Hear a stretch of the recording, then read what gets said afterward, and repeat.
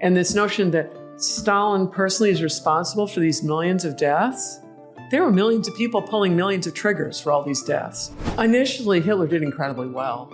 I mean, his blitzkrieg, incredible. If he had quit right there, he would have gotten away with it and probably be considered a brilliant leader by Germans. Putin, he's made a pivotal error. He has no back down plan. He only has a double down plan. For the People's Republic to take Taiwan, I presume it's going to begin with an artillery barrage. I presume that's going to be leveling Taiwanese cities, right? We've watched how it goes in Ukraine. I can't imagine the Chinese being less brutal. You're going to say that's okay? Okay, today I have the pleasure of speaking with Sarah Paine. She is a professor of strategy and policy at the Naval War College, and she has written some of the best military history I've ever read. And we're going to get into history, strategy, all kinds of interesting topics today. My first question, does grand strategy as a concept make sense? So you have these countries, but the people making these decisions are individuals, and they have so many individual ambitions and desires and constraints, from internal politics to, factions they have to appease. Does it make sense to talk about countries having strategies? Before I get going, I have to make an obligatory disclaimer, which is what I'm about to say are my views. They do not necessarily represent those of the U.S. government, let alone the U.S. Navy Department, and much less the place where I work, which is the U.S. Naval War College. Okay, so now that that's over, on to grand strategy. Yeah, it is useful. I'm going to define grand strategy as the integration of all relevant instruments of national power in the pursuit of national objectives. If you think about modern governments in the West, they have cabinets, right? And they sit before the president. Those cabinet portfolios represent the different instruments of national power. And can you imagine trying to run foreign policy without having those people at your table and coordinating? And if you look at countries that have not coordinated all instruments, for instance, Japan in World War II versus Japan during the prior period of the Meiji Restoration, by the time the Japanese got into World War II, they're really prioritizing the army and the Navy too, but the military as their main instrument of national power. They are not coordinating with civilians, right? They assassinate those people. And they got into deep, dark trouble. They didn't listen to their finance minister who told them it was unaffordable. So yes, grand strategy is absolutely necessary. And the idea is you have national objectives. You want to increase security somewhere. You want to improve your own security. That would be your big objective. You want to improve trade, whatever. And then you need to think about all of these different instruments of national power and how you're going to coordinate. Those who don't coordinate get into deep, dark trouble. Right. So, but maybe having a coherent grand strategy is the ideal. Yes. But if we want to understand history, you just mentioned the case of Japan. Previous guest, Richard Rhodes, who wrote The Making of the Atomic Bomb, talked about how after the war, the different branches of the military were competing with each other to see who would get more funding, and who had access to nuclear weapons was a big part of that, and how many. So if throughout history we look and we see lots of competition between the different parts of the government in ways that explain their choices. For example, in the case of Japan, why they invaded China instead of pursuing a maritime strategy, then isn't it more useful to just talk about the factions and the individuals rather than the strategy of the country? I think it's the individuals making their arguments for what they think the strategy should be. And I'll give you an excellent example of how the sausage is made. So I was using the Eisenhower archives a number of years ago. And so here's the Allied commander from World War II, then President of the United States. And what he would do is bring in all the relevant parties to whatever the decision is. He would have them recommend various courses of action, and they would differ arguments and counter arguments. And then they would hash it out and come up with some kind of combination of all or choosing one of them. But yeah, there's going to be a big debate. People are going to have all kinds of different ideas. In fact, this is one of the great strengths of democracy is you have to listen to the counter argument. Or the counter argument is called you lose the election and the other party is in. But the notion that you're going to streamline it and not have disagreements, that's what dictators do, and they have problems. They double down on bad decisions. Yeah, that's actually one of the questions I eventually wanted to ask you, is that in World War II, we see that many of the countries had really coordinated and also really well-apportioned budgets and spread between their different branches. And in the case of Japan, they didn't. I guess, is democracy the answer for why the U.S. and Britain better coordinated their... Part of it, and I think part of it's a different issue. If you think about who are the strategic leaders of World War II, they're the conscripts of World War I. Think about people slightly younger than you, maybe your age as well, if they survive to come off that front, then they come back and they want to start families. It's the Great Depression. It's terribly difficult. And then when they get to the age where they're going to be strategic leaders, they have the horror of sending their own children in. And so they thought deeply about what had gone wrong in World War I. This is in the West, particularly Britain and the United States. And their answer was institution building on a massive scale and integrating, it is all elements of national power. This is when you've had the National Security Act passed in the United States, setting up all kinds of organizations, et cetera, to National Security Council, among other things. And then you're setting up the United Nations, NATO, all manner of things. That's a lot of it is coming off of World War I, the horrific war, and then doing a better job in World War II. What I'm curious about is why, you would think that the victors of a war would be the ones whose perception of reality is the most inflated, whereas the losers are the one who have to come to terms with why they lost. Whereas we see the opposite. The U.S. had such good leadership, Paine, Curtis LeMay. There's so many great generals that came out of that time. Whereas in Germany, Hitler himself fought in World War I, so it's hard to explain why he made so many mistakes. Initially, Hitler did incredibly well. I mean, his blitzkrieg, incredible. And think about Hitler. If he had stopped with the Anschluss, where he gets Austria and he's going to take Czechoslovakia, and then he says, I'm uniting the German people. If he had quit right there, he would have gotten away with it and probably be considered a brilliant leader by Germans. But then hubris, right? The blitzkrieg worked so well. His generals told him he couldn't do it, but of course it worked. And then he goes further and overextends, et cetera. When you look at what you think are great generals on the Western side, they are great generals. But their success has to do with a whole lot of other people. Think about it. If we hadn't broken the codes, which is the British helped us do that, and the Poles who brought out various Enigma machines and other things, would it have turned out the same? If you don't have Henry Ford, who's turning his cars into tanks, and the people who built Liberty ships, would it have been the same? If you do not have scientists doing the Manhattan Project, would it have been the same? And think about the enormous mobilization with the United States, where Americans are all on board, and in Britain and all over. So when you go, Patton has a whole civilian architecture behind him. And so we tend to personify it as the general. It ain't so. It's everybody. Now, you mentioned that if Hitler had stopped, I guess in 1939, after he had expanded the borders of Germany beyond where they had ever been in history. I want your opinions on what is the latest at which he could have stopped, and maybe not avoided war, but at least solidified and consolidated the biggest possible empire. So various options could be, one is just after 1939. Yeah, there, quit. What if he invades Poland with the Soviet Union, but he doesn't invade Russia after or declare war on the United States, and maybe at some point negotiates a peace with Britain?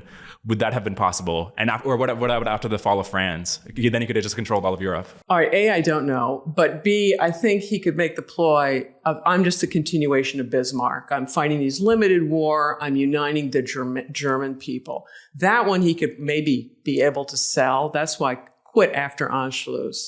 The moment he's going into genocide against the Poles, because Poland's why Britain gets in the war. The once he's into Poland, we're off to a different race. Right. But is that a race he could have won, or at least settled?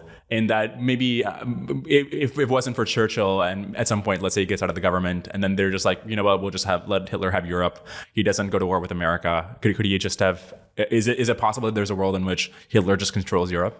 Well, I think the problem with your question is that's not who Hitler was, right? He wrote in Mein Kampf exactly what he wanted to do, and that what you're describing is not what he's about. If he were about combining with the West and taking parts of the Soviet Union, maybe, but that's not what he's about. He's about, has this whole genocidal program that goes with him. There's another issue is if you take too much, like if you're going to go kill off the Poles never give up. They went through 3 partitions over their history. The Polish identity never disappeared. That if you do that, it never goes away. You will never have stable borders. And then it's easy for others to fund insurgencies because you have this dominated population that hates being dominated. It's not stable. Then you think after Blitzkrieg, suppose that before Stalingrad, he had stopped. And at that point, didn't he control like 30% of the Soviet Union? He'll never hold it. He'll choke on his acquisitions. Did Germany have the power under another leader to just hold that whole section of Eurasia? All right, I'm going to flip this whole argument. So you're talking about people doing territorial conquest, right? And taking things and butchering enormous numbers of people to get it. You can watch this in real time in Ukraine. This is how it goes. You're butchering a lot of people. You're destroying wealth at an incredibly rapid clip. You can do that, but it's really wealth destroying.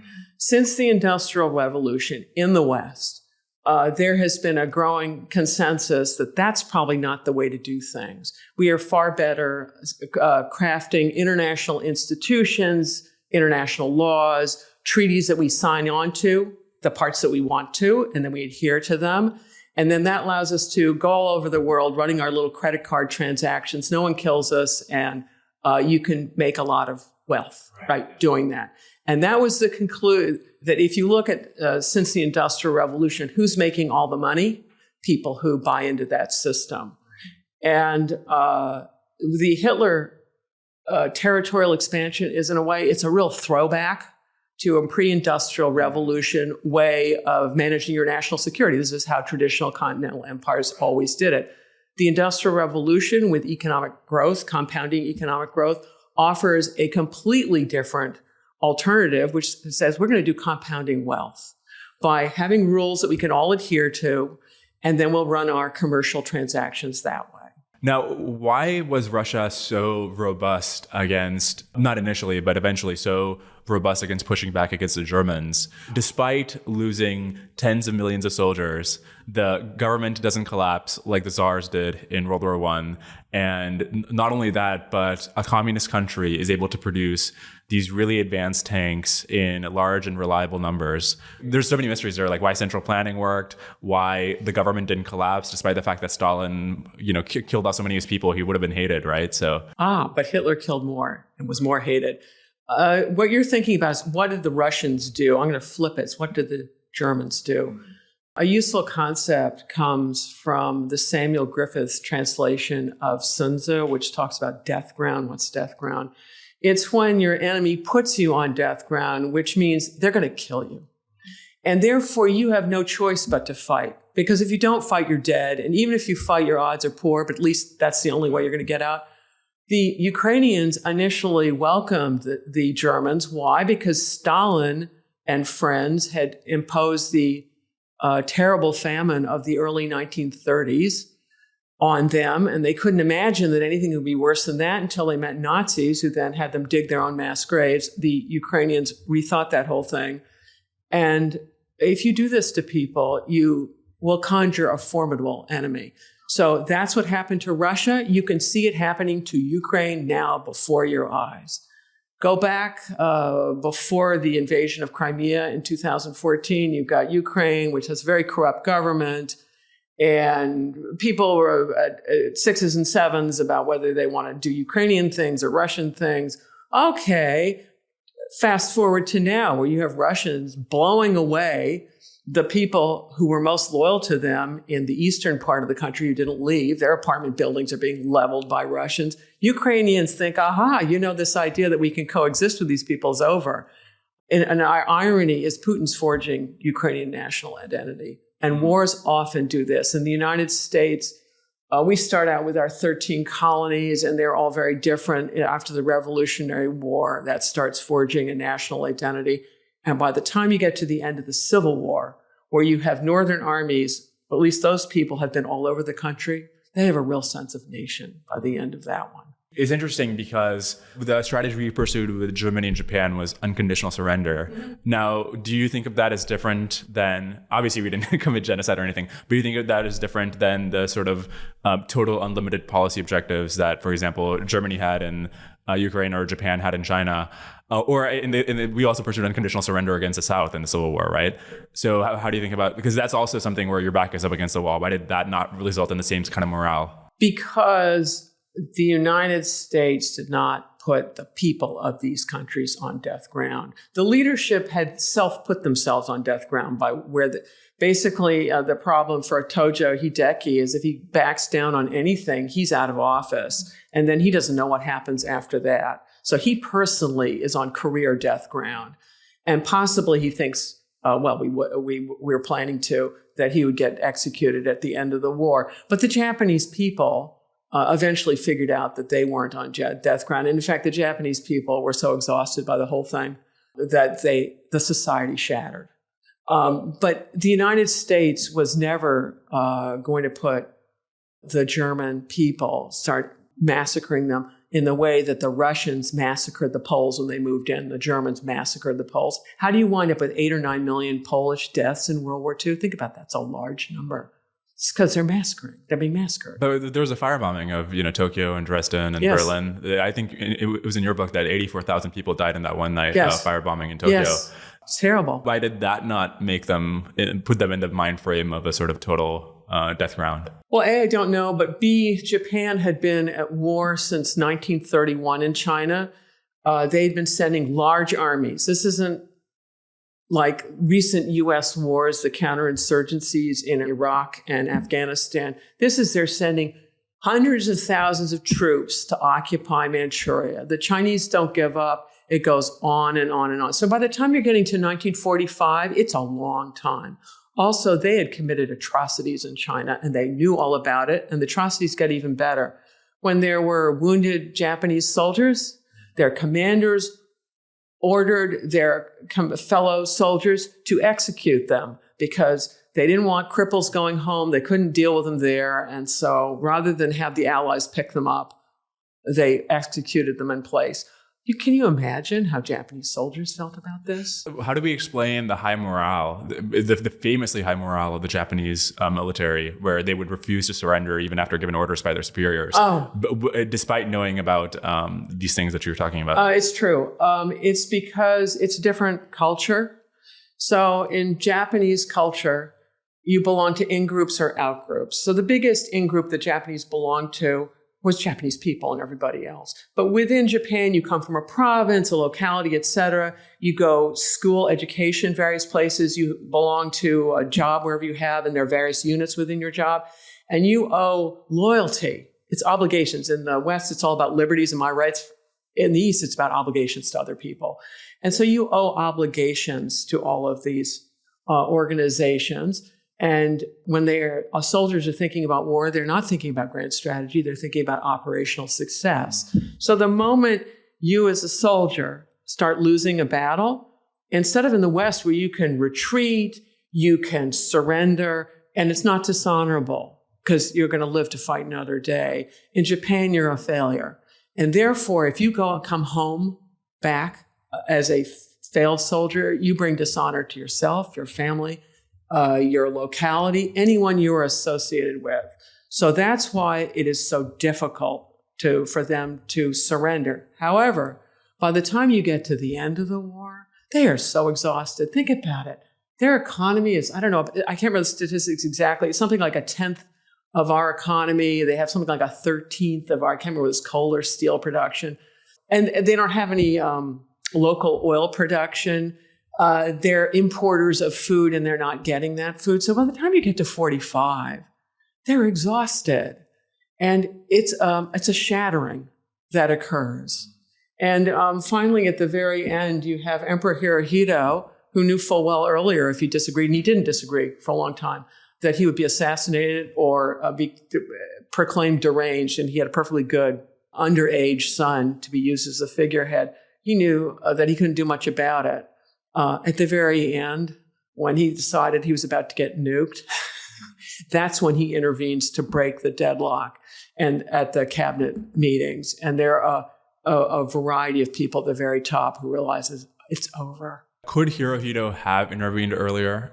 I doubt it. let's go back more than 5 years. If he intervenes when Japan is overextending in China, is there any chance that he could have succeeded? I doubt he thought of Japan overextending in China. What expertise does he have? He liked guppies. He likes studying fish in his backyard. He has no expertise. And then, of course, there's the hubris of it all, that we're going to dominate this place. And they look at the Chinese as an absolutely feckless, backward place that's had all these warlord things going on. And it doesn't dawn on them that by their extreme brutality in China, the Chinese finally get it, going, we're not the problem, the Japanese are the problem. And it is what the Japanese do that superglues China and is the great impetus to nation building. You can see parallels with Hitler doing the same thing in Russia.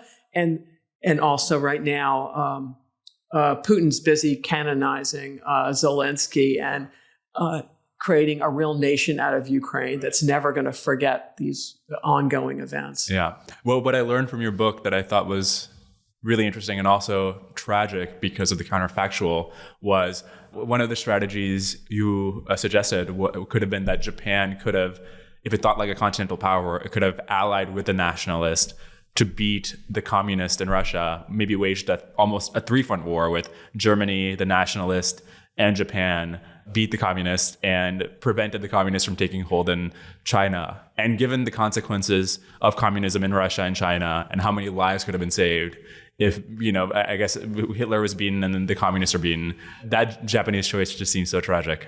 Let's say they do it. That means Hitler forever. And that means if you're anything but a nice Aryan, your days are numbered. Certainly, it would have been the most massive ethnic cleanse ever in Europe.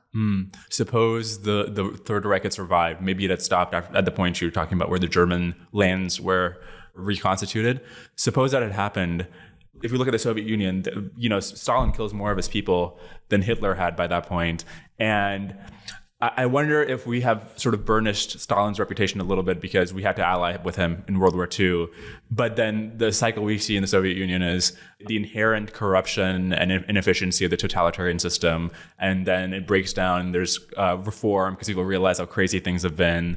If the Third Reich had survived, would we see that same cycle there where the system breaks down and would we also remember them the same way as the Soviet Union where it was so evil, but at some point it just, you just can't sustain that level of craziness forever?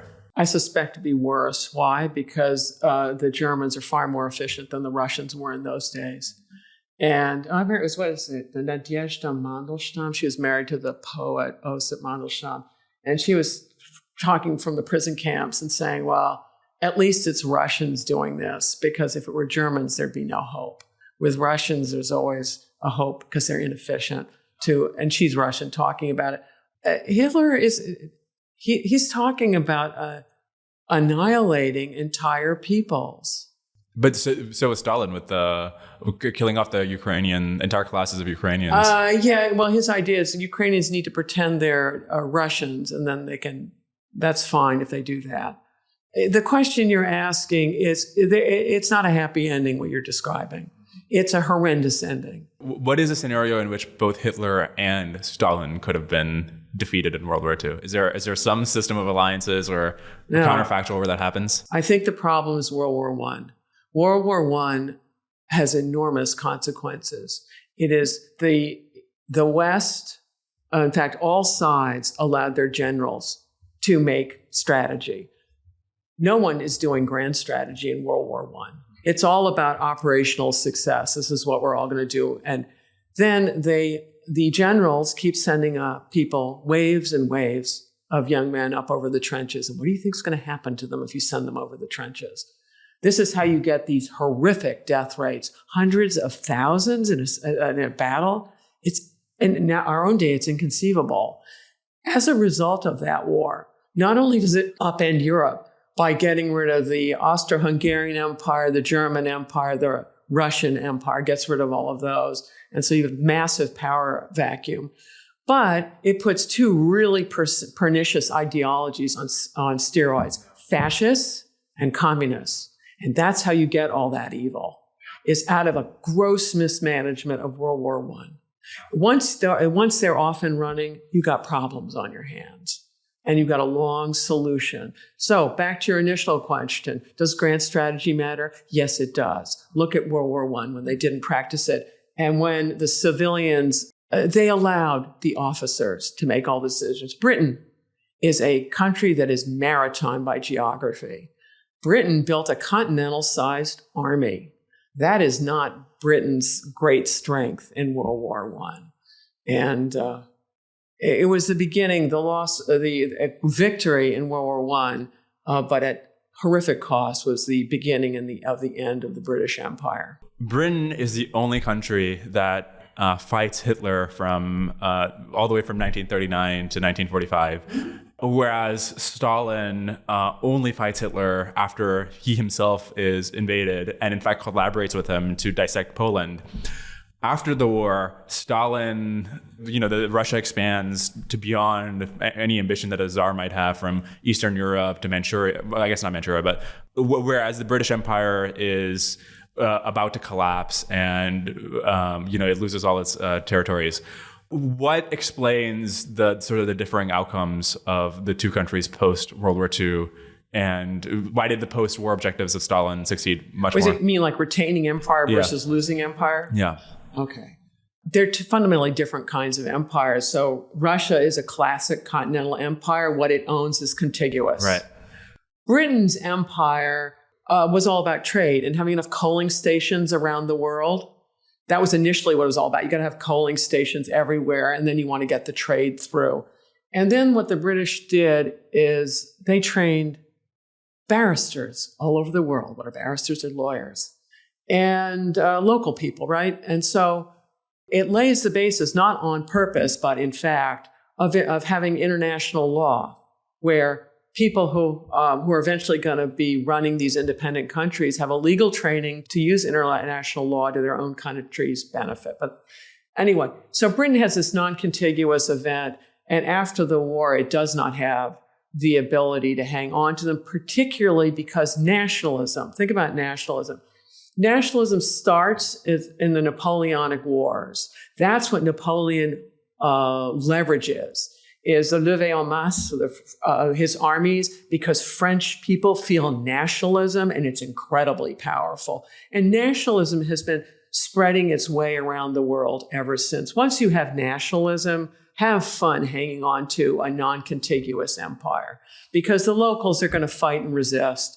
It will make the commercial advantages, there won't be commercial advantages. It'll be too expensive to hang on. So Britain, in most cases, did not fight to hang on to its empire. It left and negotiated its way out, whereas France did the fight in Vietnam, which it lost, and the fight in Algeria, which it lost. The British didn't do that. Now, Russia is a different event. It's all contiguous. Wherever that Red Army is, it can hang on to it. And so, it hangs on to Eastern Europe forever. Great cost. But if you look over time, initially Stalin rebuilds and does quite well. But then you start looking in its 60s, 70s, all of a sudden their growth rates are not like Western growth rates. And they're still growing, but the difference is growing. And the compounding effects of this are enormous. So that if you fast forward to now, Russian standards of living are, I think Russia's entire economy now, I know it's lost all these territories, is less than Mexico. There's nothing wrong with Mexico, but the Russians have this idea that they have this huge, they don't. Yeah. And the compounding is a very important point, because I think Tyler Cowen has this example in one of his books that if U.S. economic growth rates had been 1% lower every year from 1890 to basically the 20th century, if they had been 1% lower each year, the U.S. per capita GDP would be lower than that of Mexico's. Bingo. And this is, to give a tangential comment, this is how sanctions work. People look at sanctions and go, they don't work because you don't make whoever's annoying you change whatever they're doing. What they do is they suppress growth so that whoever's annoying you, over time, you're stronger and they're weaker. And the example of the impact of sanctions is compare North and South Korea. Right. Yeah. It's powerful over several generations. Right. Now, but to the question about why Russia did so well, or in terms of after World War II ended up with so much. But before you say they did so well, look at the tens of millions of people who died. But that's my point. I mean, it's horrendous, the cost. So I should say why Stalin did so well. Well, yeah, because other people died and Exactly. he lived, and he kept his dacha. Okay. Right. The reason I ask it in this way is because I'm trying to understand the counterfactual in which it doesn't happen because it was so bad. Did the failure of FDR to be sufficiently anti-communist, especially towards the end of the war, that contribute to how much land that the Soviet Union was able to accumulate? Oh, well, there's a choice at the end of the war. So there was some talk about whether to invade up through the Balkans and try to put Western armies there. Okay, so let's put you back in time as a serviceman. And you look at it and go, do you want to lose your life by going up through the Balkans? Or are we just going to call it a day? And also, by the way, Stalin is a land power with a huge army in place. Gives me a fighting at advantage. Do you really want to lose your life doing that? And you have U.S. leaders looking at it and going, this is going to be good enough. Because the costs are too high. Because, I mean, there's a sort of narrative that FDR was almost a communist sympathizer. It wasn't that. It was just this strategically didn't make sense. Well, he died, right? So we don't know fully. But he was mobilizing the United States to prepare for war while the America Firsters, because were saying, no, isolationism is the way to go. So he was preparing all of that. And yeah, you have to, if you're going to defeat Hitler, if you are an offshore power like Britain and the United States are, as in the Napoleonic Wars, you need a local continental power with a huge army if you're going to deal with that continental problem. Russia has that army. So you're going to cooperate with Russia in the near term to get rid of the really big problem, which is Hitler, who's far more efficient than the Russians are. He's also located near the high-value areas of Europe, the industrialized parts of Europe. So whereas Russia is further away, you're going to deal with Hitler first. And then if you're going to have Stalin your ally, of course, you're going to say nice things about him. Well, that doesn't make you a communist. That just is managing an alliance. What are you going to spit in his face while you're fighting the war? But why believe him when he says that, and you all said that there will be elections in Eastern Europe once the Soviet Union? Oh, well, we tried. We tried very hard. The Britons tried very hard, particularly in Poland, because think about why does Britain get into the war? It's over Poland. And it's not feasible, right? When you get to the end of the war and the Red Army is fully in control of Poland, there's nothing we're going to be able to do about it. Americans had enough of the fight.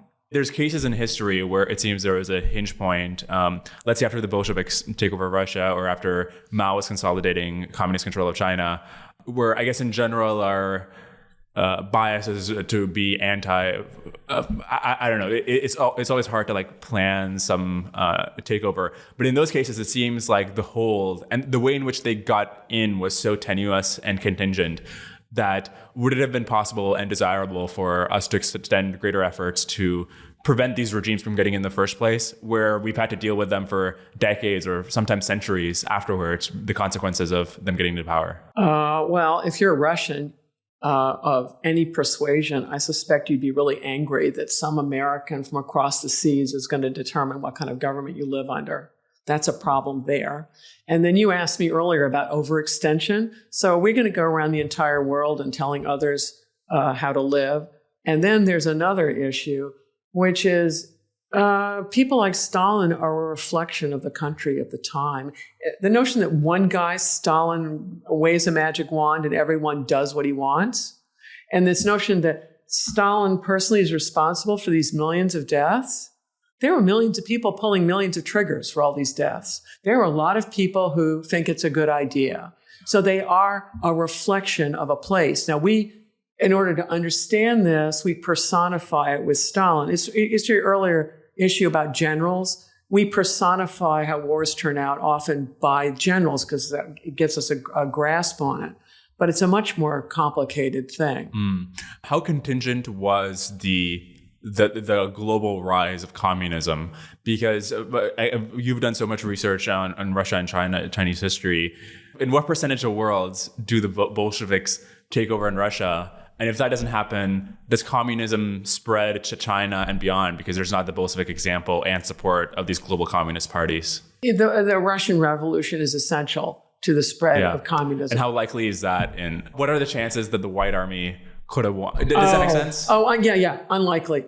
If you look at Russian rail networks, they had the two centers, Moscow and St. Petersburg, which the Bolsheviks controlled. So if you're anybody else, that means you're on the end of these different railway lines, and there isn't the ability to link up with everyone. Whereas the Bolsheviks at the center can fan out. And so it gives them, and they also occupying the industrial centers. So it gives them the ability to pick off their enemies in detail and win that thing. How about in China? What are the odds that after the war, the nationalists could have consolidated control of China?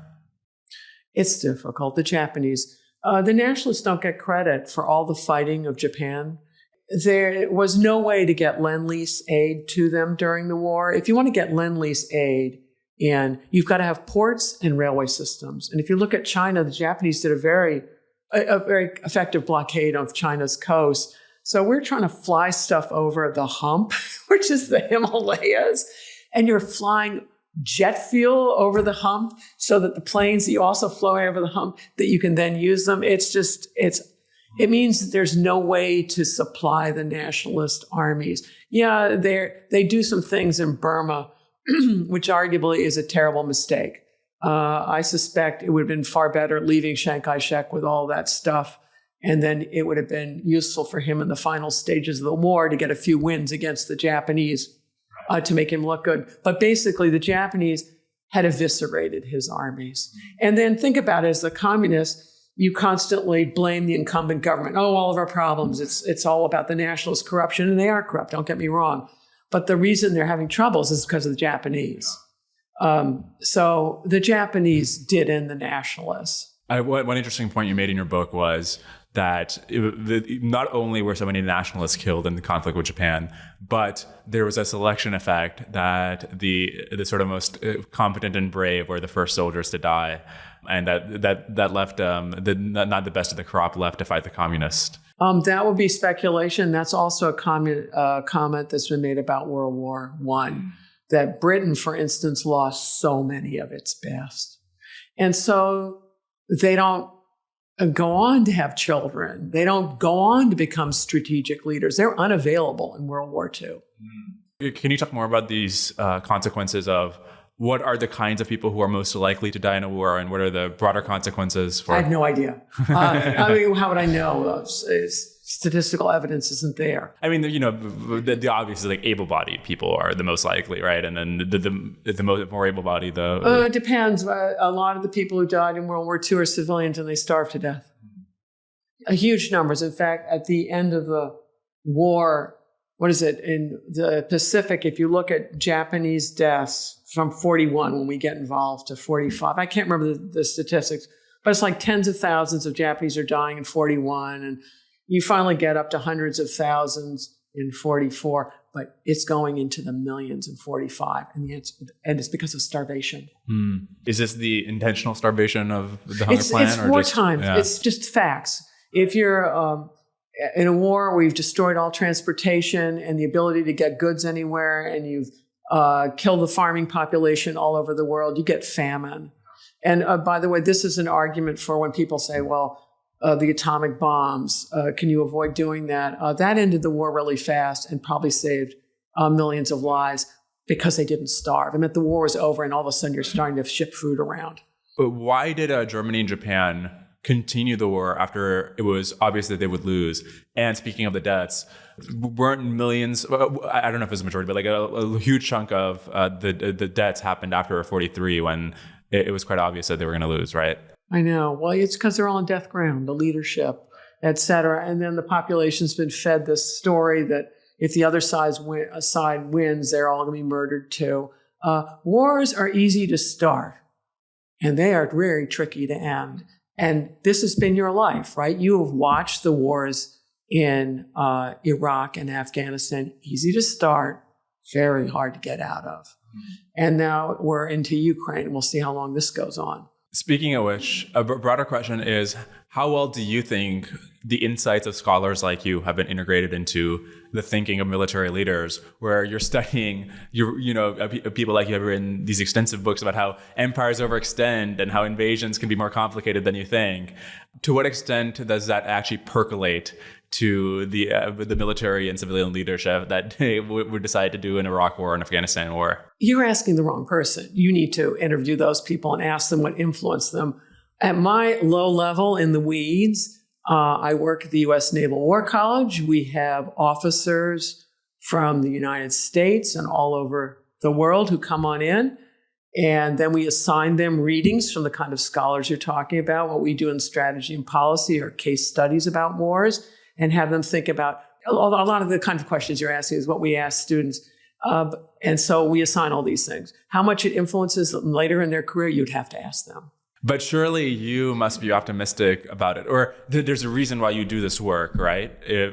Presumably you think that better understanding these previous situations helps leaders now make better decisions. And then I'm curious, to what extent do you think that pipeline is functioning? I have no idea about the pipeline, but about me, I can answer those. I grew up during the height of the Cold War and started graduate school. It was as it was ending, but I didn't know it was ending. And so I have the full-up Cold War education where I studied the Soviet Union when it was, and they had all these huge programs which no longer exist. And if you want to make good decisions, you have to be knowledgeable. You have to be able to make an accurate assessment about yourself and the other side. And so I've devoted my career to understanding the other side. And one of the things that I think Americans are particularly prone to is what I call half-court tennis. They study the world from their point of view. So they're always focused on Team America, and it's like half-court tennis. They look only at their side of the court. Balls come from mysterious places. Some people get new rackets. Who knows where they come from? And then somehow I'm going to play this game. Well, they no more follow football in this way. Think about people who love football in the States. They know about all the opposing teams and who's strong and blah, blah, blah. Well, foreign policy, you need to understand the other side. It's not just about me, and it's all about the interaction. So I spent my life, I was always wondered about, I'd heard that the Russians were really evil, right? Growing up in the Cold War. I thought, well, I'll learn more about it. And so I studied first learning about Russia, and then I decided I was going to learn about China. And I realized, I'll learn about those two. Japan's in there, so I got to learn about Japan, and wound up studying their relations and tried to be open-minded and understand the world from their point of view. Not that it's right or wrong, but just trying to understand it. So for your point of view, when you're picking up a book and you want to avoid half-court tennis, give the book a 30-second rule. What's that? Go flip to the bibliography, flip through it for 30 seconds, and see if at least some of the citations are in the languages of the countries being discussed. Right. Because how much respect would you have for a book about the United States that has not a single source in English? I suspect the answer would be zero. And how do you consume these? Do you read the translations, or? Oh no, I can make bad spelling errors in numerous languages. I read these things slowly.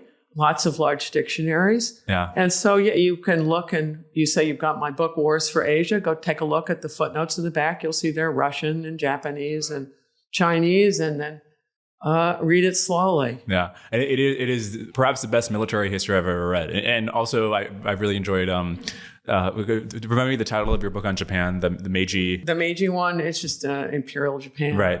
Those. And I mean, you also have these other textbooks and collections of essays, which I highly recommend because of the thorough nature and the diversity of sources. Let's actually talk about your research. Maybe tell me more about like where you've done research around the world and throughout your different projects. Because I think people might not know the extent to which you have, for the years you've dug into the trenches on these. I've co-edited with my husband, Bruce Elliman, a series of books on naval operations. The United States is a maritime power. If you want to understand the maritime underpinnings of U.S. security, go to those, particularly a book on peripheral operations, expeditionary warfare, which is what we do. The expedition would be crossing the ocean to get there. And commerce raiding and blockades, that is a key to U.S. foreign policy. And the problem is if you exercise a continental foreign policy, you're prone to get into all sorts of wars you don't need to get into. That because we have huge oceans that separate us from our problems, it's a major point of strategy of whether to intervene or not intervene. So it's important to understand the maritime position of the United States. So there are these maritime books that if you're interested in learning about that, they're not fun reads. But anyway, they exist. Now, you're asking me about research. Oh, back in the day, what was it? It was a year in the Soviet Union when it was, and then a year in PRC right after Tiananmen. It was delayed for a year. And that was quite exciting. There were armored trucks all around Beijing University, not to protect the students, but to protect themselves, neutralize them if anything happened. Yeah, and then 3 years in Japan over the years, and 3 years in Taiwan over the years of just reading deeply in the archives. Donald Rumsfeld has been much vilified, the former Secretary of Defense, but one of his quotations I love is he said he wasn't worried about the known unknowns, because he'd go after those, but he's worried about the unknown unknowns. And that's why you do archival research, is what is it that I know nothing about that is actually terribly important? So done a bunch of archival research in Japan. That dries up about World War II, that you can get into military archives and their foreign ministry archives, but then it's much less afterwards. And in China, well, China and Russia, they've both closed down. There's no way I wouldn't go into either country at this stage. Oh, you think even more so than after Tiananmen or during the Soviet Union? It's more hostile now than then? We were in the Soviet Union while Gorbachev was in power. And I actually got into the foreign ministry archives there, but only for the Tsarist period. And in China, you could still get into various archives. I was in using the Qing archives. And then the nationalist archives were much more closed. And then now the archives are just plain closed. Go to Russia now, get yourself arrested.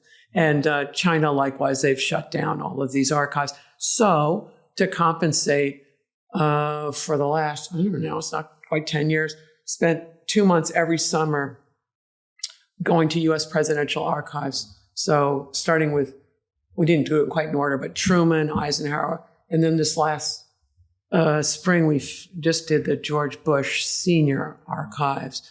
And now I'm in Britain using their wonderful national archives, looking particularly from the 1917 to 1945 period. And I'm researching the Cold War, and you go, oh, but the Cold War didn't begin to 47. I would argue the Cold War began in 1917, because we have this notion that, oh, I decide when wars begin, or my side, not quite, if the other side declares war on you. And the Bolsheviks made it very clear that they had declared war on the capitalist order. And Britain was much more attuned to this, worried about communist ideas infiltrating to labor movements and all this other stuff. And so I'm reading their archives, whereas the United States was much more asleep at the switch. To what extent were, not the United States as a whole maybe, but factions within the United States, this is a common sort of theme that, we're the educated classes very naive about communism, and to what extent did that play into the delay of the United States into, recognizing the Cold War? You talk about in your books about the Red Star over China. Was that the name of the? And then there was another one. Now. Yeah, there was another bestseller. Oh, that's right. Yeah. Edgar Snow. Right. And there's Jack Reed's 13 Days or something. Right. What was it? I think it's George Bernard Shaw made a comment, is that if you haven't been a socialist before the age of 30, you have no heart. And if you remain one after the age of 30, you have no brains. That it's the idealism of it all. And World War I seemed to vindicate so much of what Karl Marx said about how capitalist countries are just imperialist. They don't care about the young. They just throw them over the trenches and destroy them. So, which is so ironic given how communist countries have dealt with their populations and how callously they have wasted them. That's called the big lie. And it is amazing how these big lies live. And very powerful. But then when they crumble, they're gone for good. People believed, even when I was in graduate school, there were a bunch of people saying, oh, Russia, it has no drug problem. It has all these blah, blah, blah, that's better. because they're believing the Kool-Aid that's being dished out from Moscow, which is lies. Now, what explains the credulity of these people in the U.S. and Britain on the Soviet Union's claims about for everything from its economic growth to its humanitarian to the way it dealt with its own populations? Why were some people so asleep to this? I don't know, but I suspect is the sins of the West are really obvious because we have an open press. And for anyone who'd been through World War I and had any male member in the family who'd been at the trenches and came back and talked about it, it was pretty horrific, right? And so you can't believe that anything's going to be worse than that. Or if you go to China under Chiang Kai-shek, and he had a semi-free press. That's how we know about things. And so you look at the incredible corruption going on there. You go, well, how can anything be worse than this? Well, actually, it can be a lot worse than this. You talk in your book, The Wars on Asia, and elsewhere about the Japanese occupation of Manchuria and how they industrialized the region and how at the end, I think it had 50% higher GDP per capita than the rest of China. And it was the most industrialized part of Asia outside of Japan. Japan also colonized Taiwan. And we see those are some of the wealthiest parts of Asia now. And then we also see the impact of the communist counterfactual in other parts of Asia. What should we make of, in retrospect, of the impact of the Japanese occupation, given the wealth of Korea, Taiwan, these other areas now, and how much the industrialization under Japan Let's mattered? go back in time. If you get before World War II, which is when the really huge atrocities that the Imperial Japanese Army commits without any doubt, and going into someone else's country and committing atrocities, that's not a winning game plan. If you go before then, if you think of the Meiji Restoration, and so they colonized Taiwan, they colonized Korea. It was brutal in Korea because the Koreans resisted and then the Japanese got nasty. Taiwan, much less resistance. To this day, the Taiwanese do not have this bitterness about Japan that the Koreans do. All right. So I'm not going to deny there was any brutality. There was brutality. But what the Japanese did when they moved into Korea and Taiwan is they set about creating infrastructure. They put in train lines. They set about educating people. Do they put them in the top positions? No, the top positions are for Japanese. But they do things like publish all kinds of magazines. So incredible numbers of like technical journals about agronomy and things, so that you have this incredible improvement of output because you're spreading knowledge to people, to the Taiwanese and to the Koreans. And another thing they did, unlike the United States, is they do it from the bottom up. They control the police force and the locality, and from there all the way up. So they really have local control. When the United States went to places like the Philippines, which happens at more or less the same time, Philippine war is it's early 1900s. The United States wants to deal with English-speaking elites, sound familiar, who are located in the capital. And so we try to negotiate that way, but it never modernizes what goes on. These very traditional and actually not conducive to growth relationships of massive land control by landowning, not particularly efficient classes remains. The Japanese do it by literally building local organizations from the bottom up. It's not remotely democratic. People who disagree at the time are treated brutally, do not get me wrong.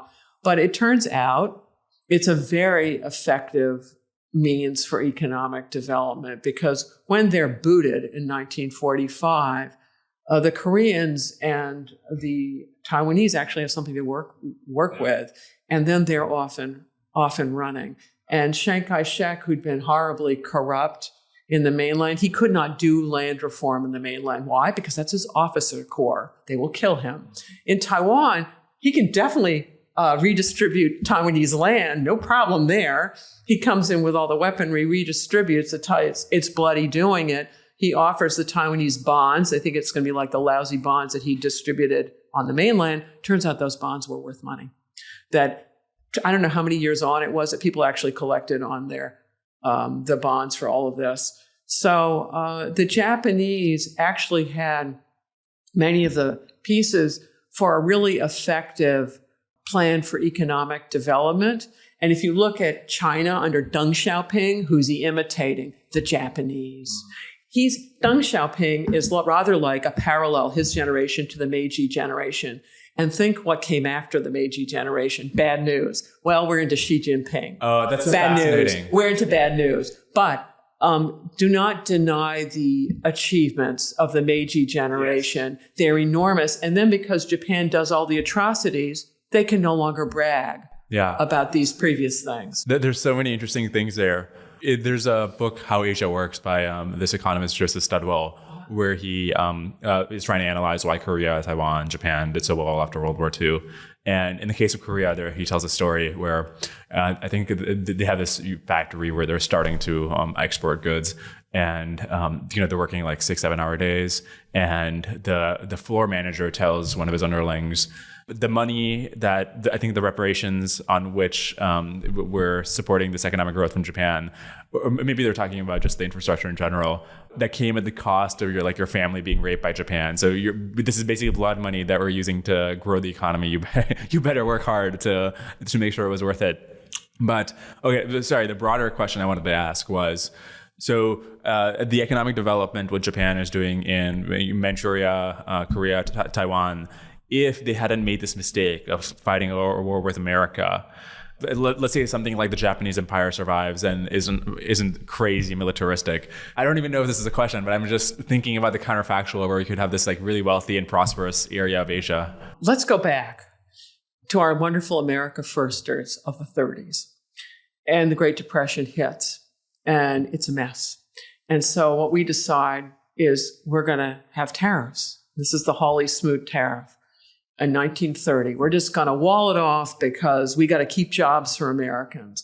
Okay, this is half-court tennis. You're not thinking, well, what's everybody else going to do?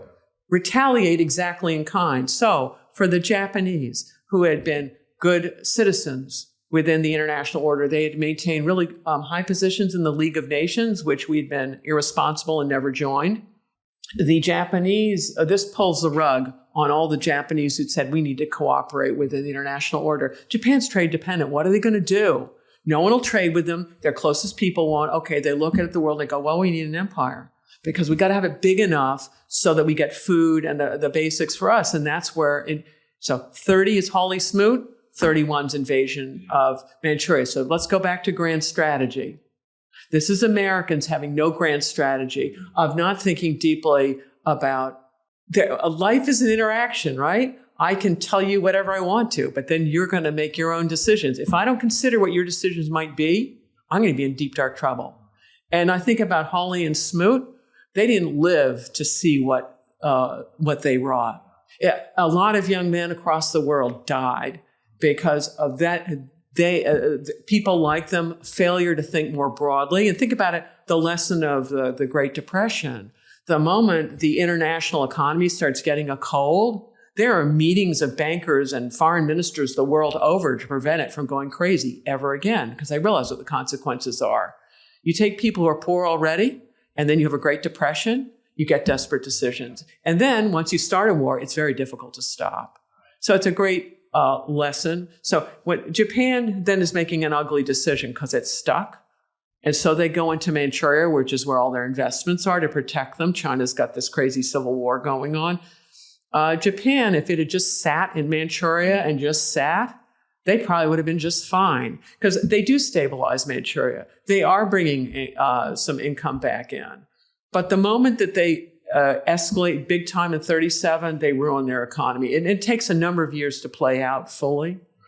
It's a disaster for themselves, most of all. Just broader picture of what I'm learning from these military histories, and especially your books, is there's these bigger forces of like which country has more production and so on. But then you can have these individual mistakes, a single mistake, like a single decision point by a single person that cascades, and then you overextended China. Now you need more oil. Now you feel like the need to invade America, and the importance of leadership in preventing these sorts of catastrophic mistakes. Yeah, no, it's what I would call a pivotal error. Japan's decision to attack Pearl Harbor is a pivotal error. They are already grossly overextended in China. They want to cut out foreign aid. They think, Hawaii, remember that Hawaii is not a U.S. state, doesn't become a state until 59 or something. So, and they probably take this racist view of Hawaiians, of whoever they think the Hawaiians are. And so their idea is we're going to take a newspaper, thwap the dog on the snout, and the dog will quit. And instead, you create great power allies all across the Pacific for the Chinese. So yeah, there are pivotal errors that you can make, at which point there is no return for the status quo ante. You have seen Putin make a pivotal error, right? He was getting away with hanging on to the Donbass and the Crimea. Now he made the pivotal error to try to take the whole enchilada. There is no going back on that error. Actually, that I want to ask you about that. So, Japan invades Manchuria in 1931. Hitler invades Poland in 1939.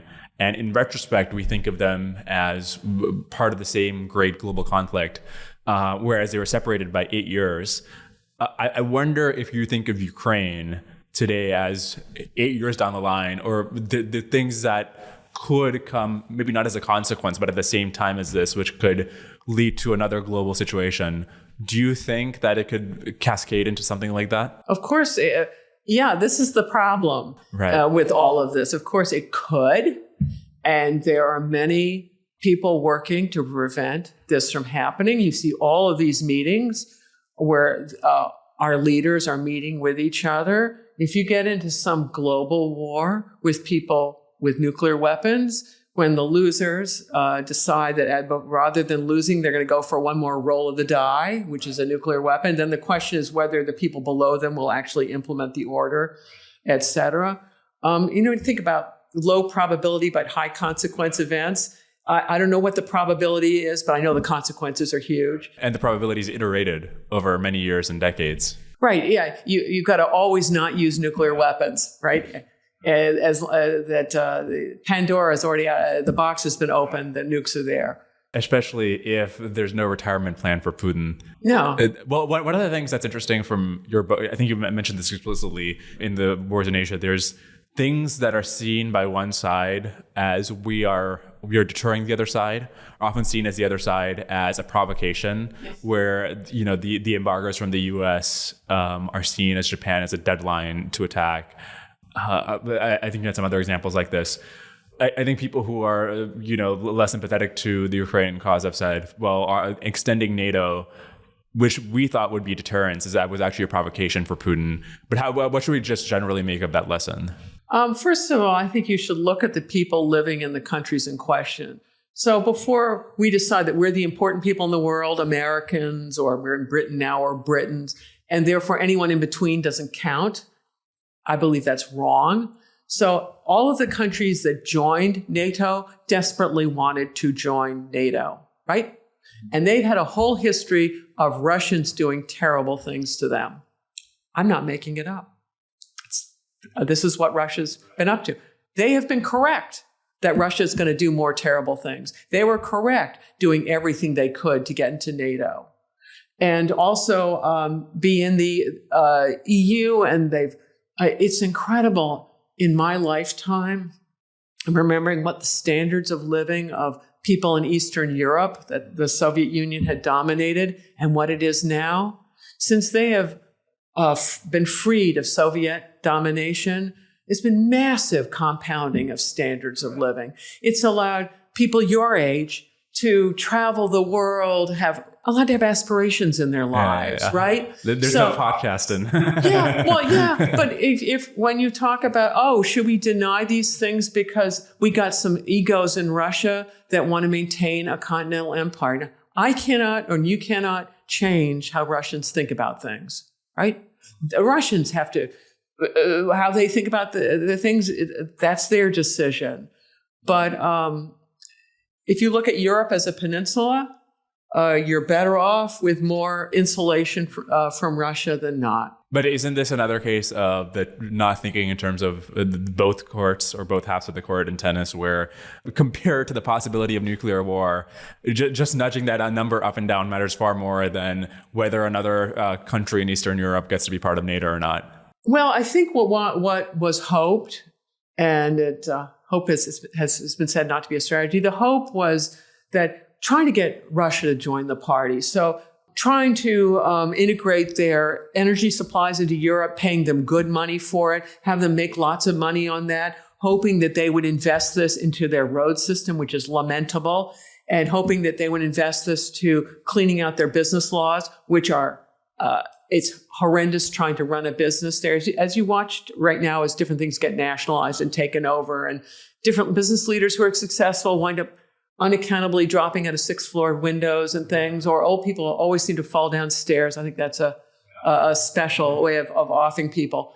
That was the hope, is join the party, because you will become wealthy too. Russian standards of living have been stagnating for quite a while.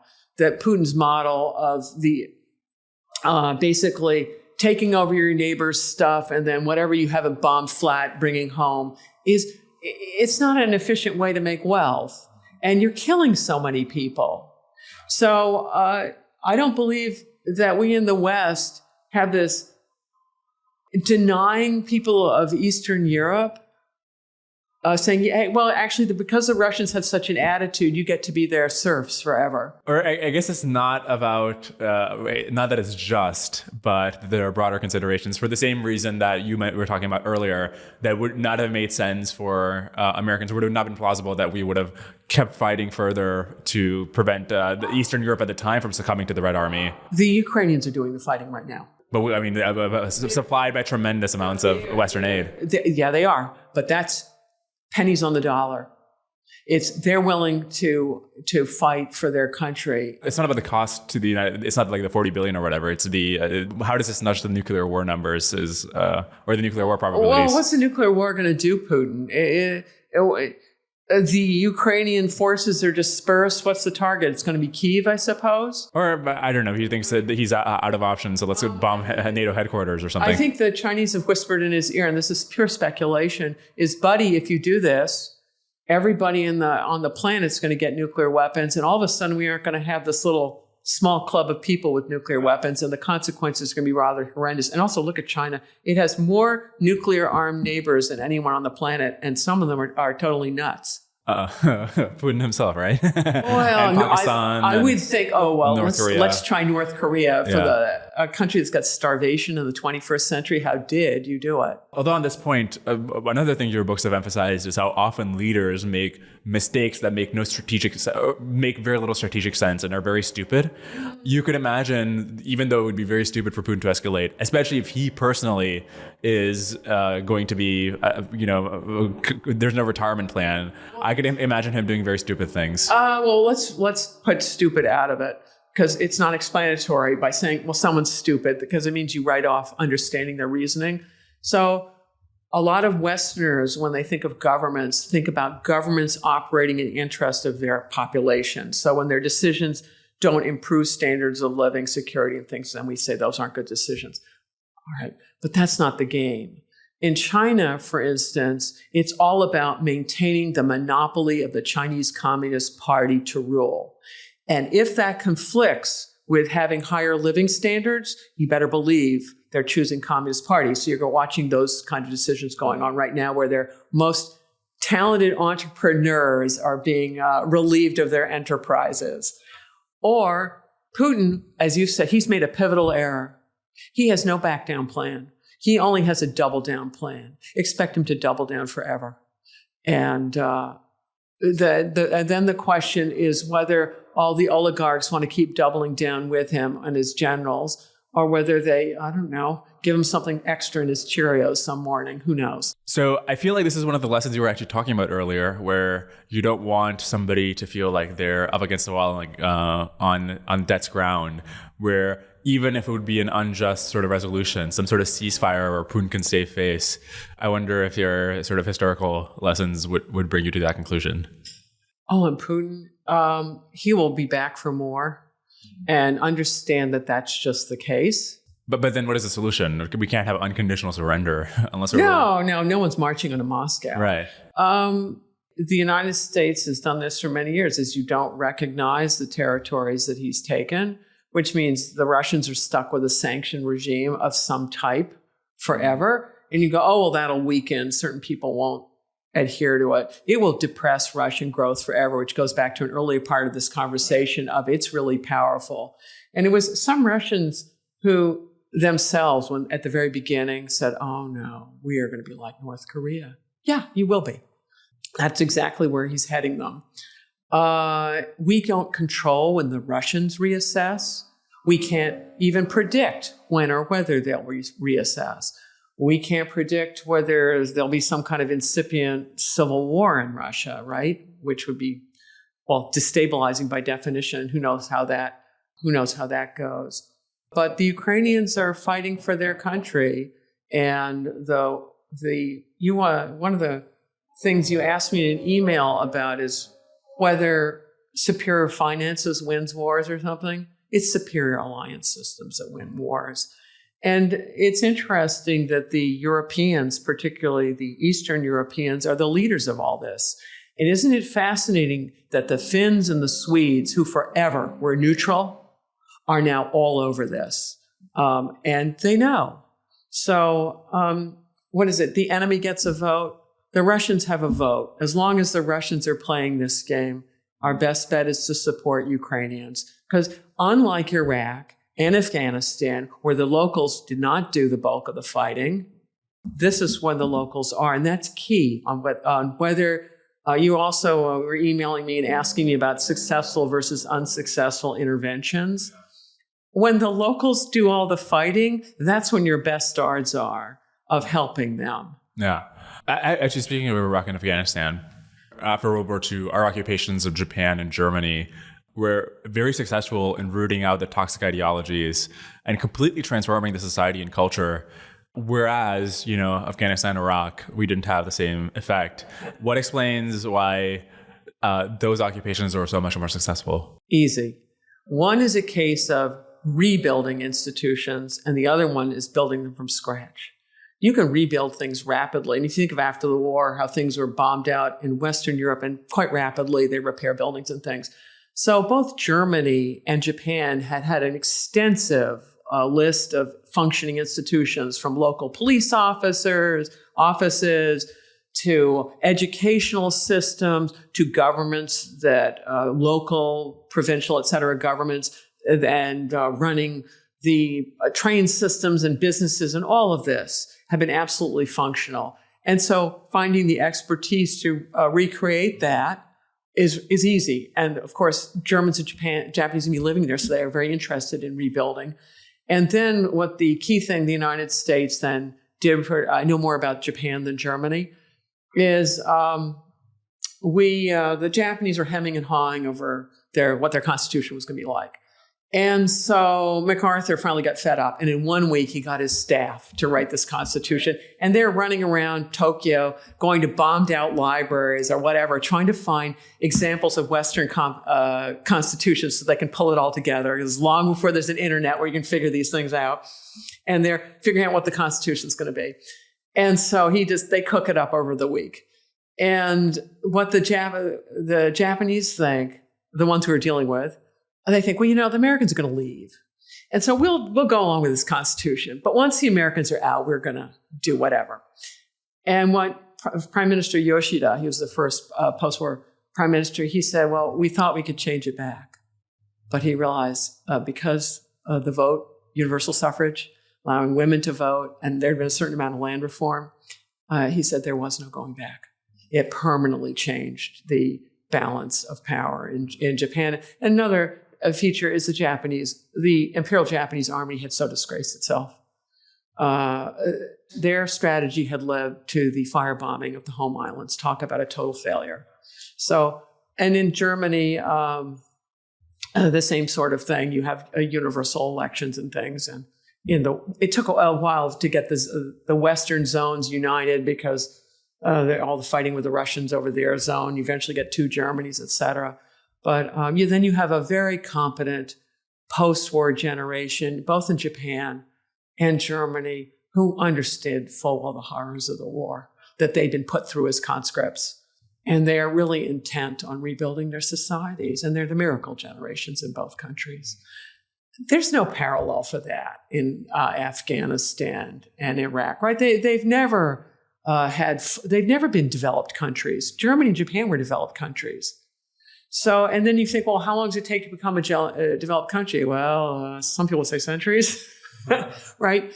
And then there's a whole other piece, which is the Germans and the Japanese had a real sense of nation, right? Nationalism. So you don't have to worry about nation building because they have a sense of national identity. You do worry about state building. So we were helping with state rebuilding. Well, in Afghanistan and Iraq, there's no sense of a nation. They have these, I'm no expert on these parts of the world, but my understanding is you have these very different ethnic groups, many of whom want to kill each other, right? You just got a civil war going on there, talking about a death ground kind of civil war where one's in power and just ruins the others, and the other gets in power, they ruin the other people. And that's what's going on in Afghanistan and Iraq. In addition, because they're internal locations, right? They're in the middle of continents, and they're surrounded by a variety of neighbors. And if you look at those neighbors, you go, ooh, a bunch of those people are going to intervene. And they're going to intervene in very destabilizing ways. Very difficult. In Japan, it's an island. It's hard for people to intervene. Germany, we put a lot of money into it with having troops and of getting the German army and other things up and running. And this will be Ukraine's future, where they will they already apparently do have the finest army in Europe. And then they're going to make it very highly defensible before it's all over. And Europeans, as a group, understand that it is absolutely in their interest to have an impregnable border around Ukraine. It protects them all. And Europe doesn't threaten Russia. They would love it if Russia would join the party. Join the rules-based order. You'll make money. You'll do well. Except the oligarchs in question, this real minority of people who run Russia and Putin, they personally won't do as well. Well, now they're war criminals, so they're out of luck. Speaking of miracle generations, the Meiji generation, as you have written about, so many reforms learned from the West, improved every aspect of Japanese governance and economics and education and law and whatever. And within the generation, then you have people coming to power who make quagmire after quagmire, make mistake after mistake. And there's other cases like this where there's some cases where the countries manage to solve succession problem after a really competent generation.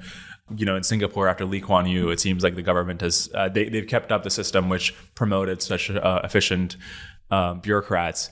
Whereas other cases where after Bismarck in Germany, you have the mistakes that led to World War I.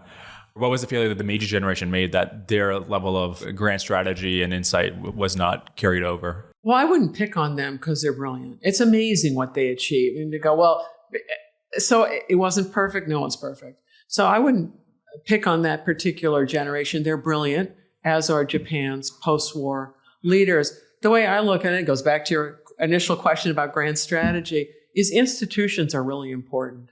Institutions structure decision-making. Now, it's very difficult to figure out what types of institutions to build. And when you see failings in them, you go, oh, I've got to do something next time. But this, again, is the brilliance of this evolving maritime order in which we live, where people sign on to the things in which it's in their interest to sign on to them, like you sign on to treaties, and then you have provisos of the parts you don't want.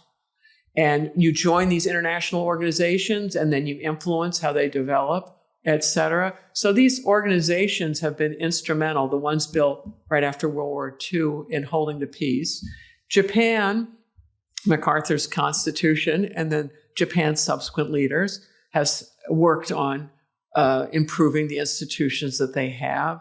But institutions take a long, long time to build. I think about it, it's sort of like a spider's web. So that you spin this thing that's like gossamer, but then you spin enough of it and then it really holds. But then there are people like Hitler who come through and they undo the work of others. Bismarck, when you ask about him, it's hardly personalistic. That's not about an institution. That's about a guy leveraging the king. There's a reason for getting rid of royalty running the show. And then, there are emerging institutions in Germany, a general staff and some other things that are very important. I was about to mention, well, another maybe generation that managed to create good institutions was the American founders. But then there was also the failure that led to the Civil War, right? So even there, some institutions were weak. Our original sin. Right. Slavery. Yeah. We were talking about, Taiwan and its development. We'll get into Taiwan in a second as part of the invasion, but let's talk about Taiwan. So that's where the nationalists went after the Chinese Civil War. I think until recently, the narrative has been that the CCP is incredibly competent and very good at engineering good policies and economic growth in China. And then we look at Taiwan, and obviously it's so much richer than China on a per capita basis. Would that have been what China would have been like if the nationalists had remained in power? Unknown, because when the nationalists came to Taiwan, they were in really deep, dark trouble. And one of the ways the Taiwanese have maintained the moral high ground, which is necessary for them in order to guarantee foreign aid, is being democratic. That their really exposed position put enormous pressure on them to democratize, because the United States is sitting on them and going, you need to get democratic. And also the nationalists engaged on a real comprehensive after-action report on Taiwan, and they concluded, why did we lose? Well, it was this incredible corruption and the need to do land reform. I don't think land reform was feasible for Chiang Kai-shek on the mainland. Why? Because that's his power base, all the landowners. And you try to reform them, you'll get a headshot. Whereas on Taiwan, it was bloody doing land reform. The local Taiwanese did not appreciate getting expropriated, and there were massacres over it. Although in Korea, I think Park did land reform, and that was native. Syngman Rhee apparently did it even earlier. That it was one in the land reform they did there was the Japanese had large expropriated areas, so it was easier to do that. And so Syngman Rhee does land reform immediately. It's not been well studied, and it'd be fascinating if someone actually did study it. And it probably helps explain why tremendous loyalty within the Korean armed forces to the South Korean government.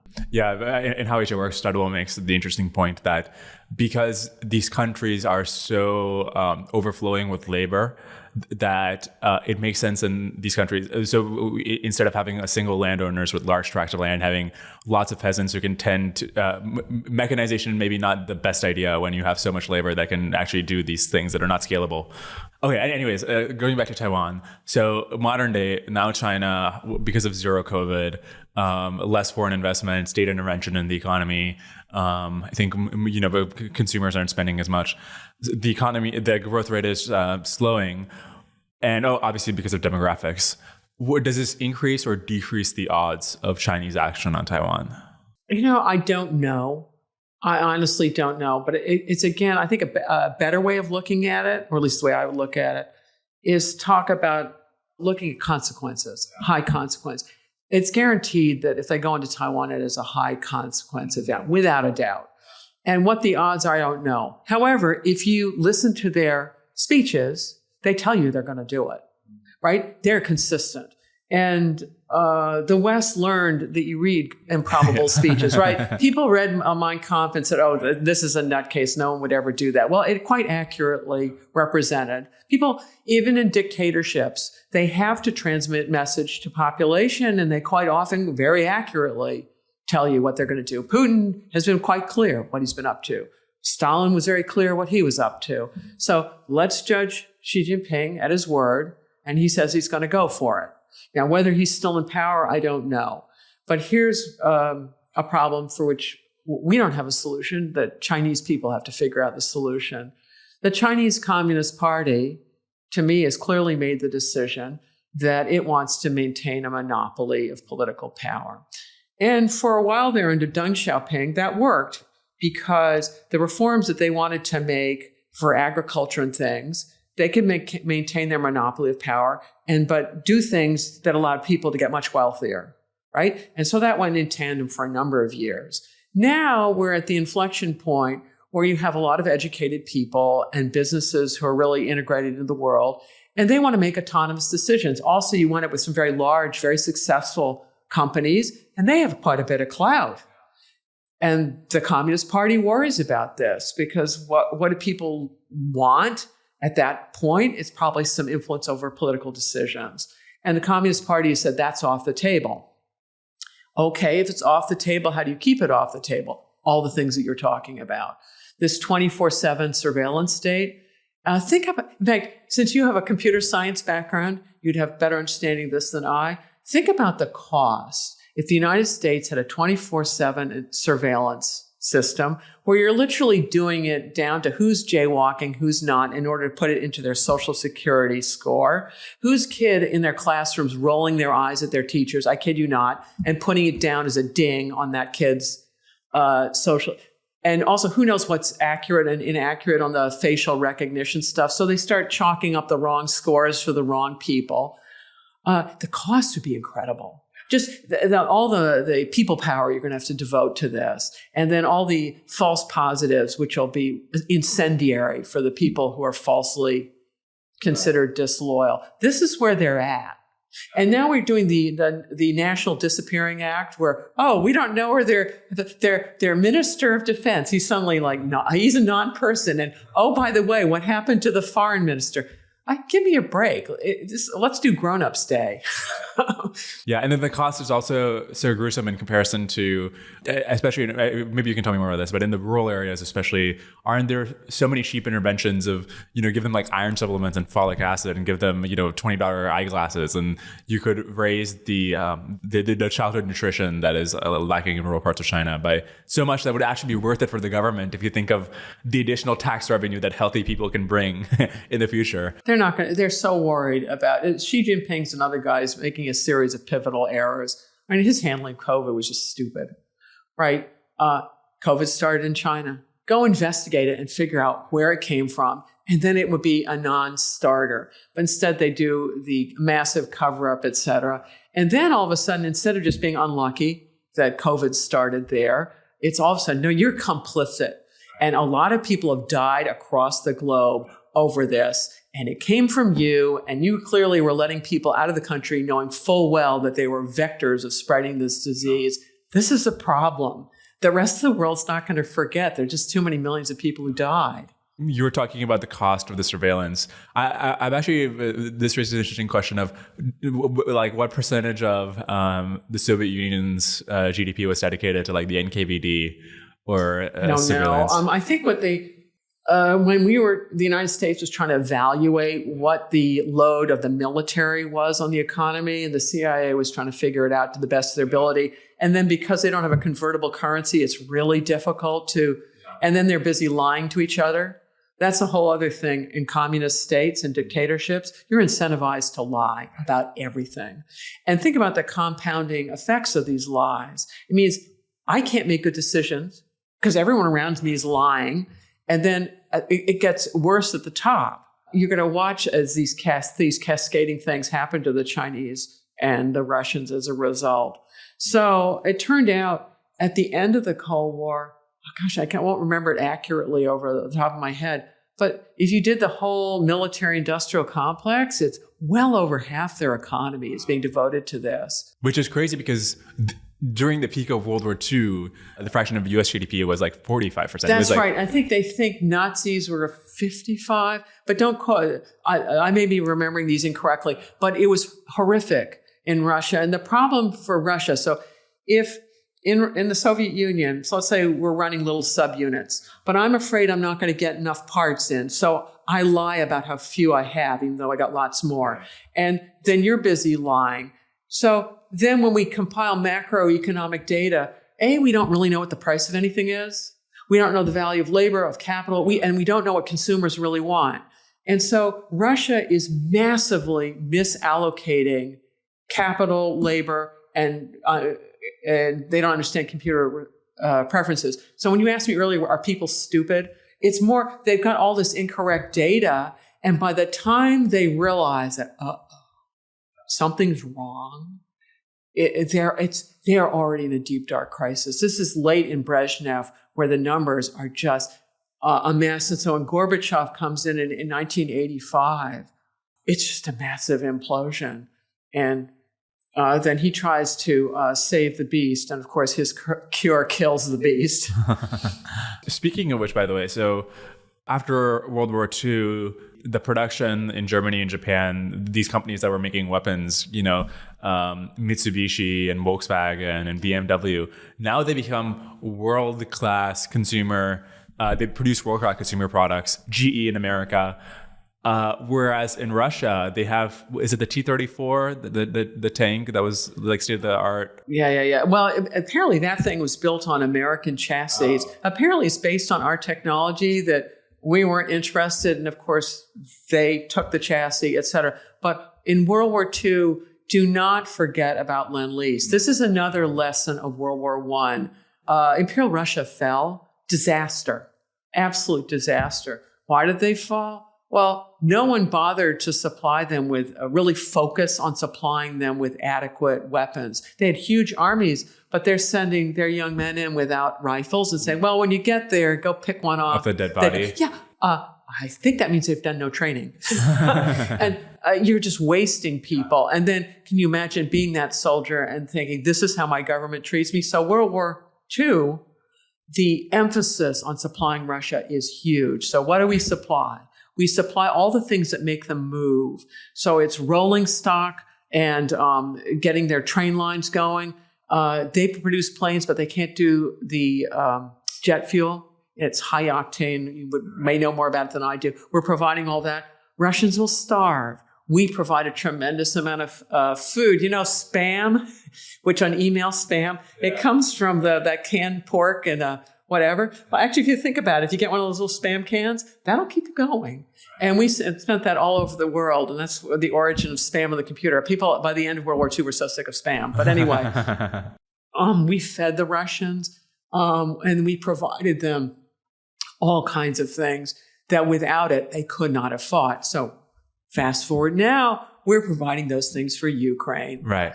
The Ukrainians can feed themselves, et cetera, to keep them in the fight. But why didn't the impressive industrial war output of the Soviet Union transfer into these the same way that it did in Germany and Japan and these successful consumer brands? It's their model for development. This is a big difference between their model for development and the Meiji model.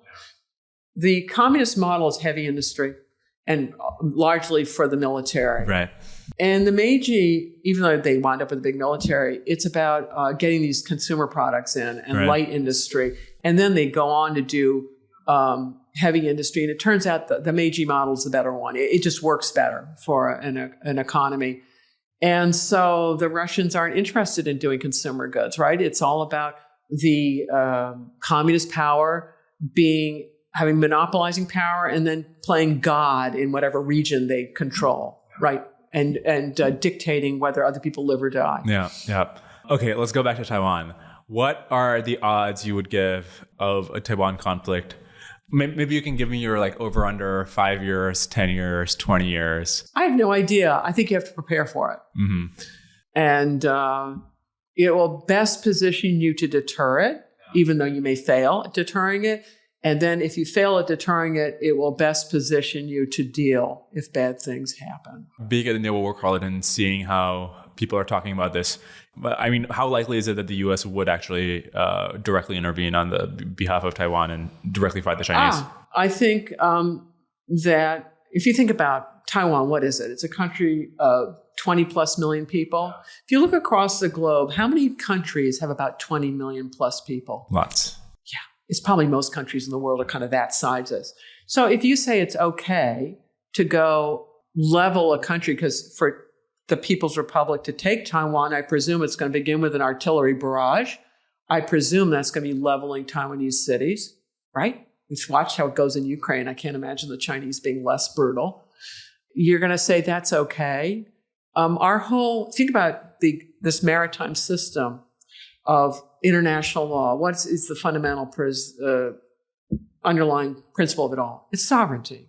It's the notion that just because you're big, you can't go and destroy someone who's small. This is the fundamental basics of the whole thing. Yeah. Although in the case of Taiwan, it's hard to argue that one island that is right off the coast of China and which China, unlike any other area, has for decades said that they want to conquer. It's not like they've been saying, well, once we get Taiwan, we also really want to conquer India and, Burma and Vietnam. They've just been redoing their maps about they say, what is it, Uttar Pradesh is ours. That would be a detail, right? Yeah, but it's hard to see. They conquer Taiwan and they get emboldened to then conquer Korea. Like, what's the cascading effect we're worried about? Look at Chinese history. It is a continental empire. What is the paradigm? Territorial conquest. Take a look at it.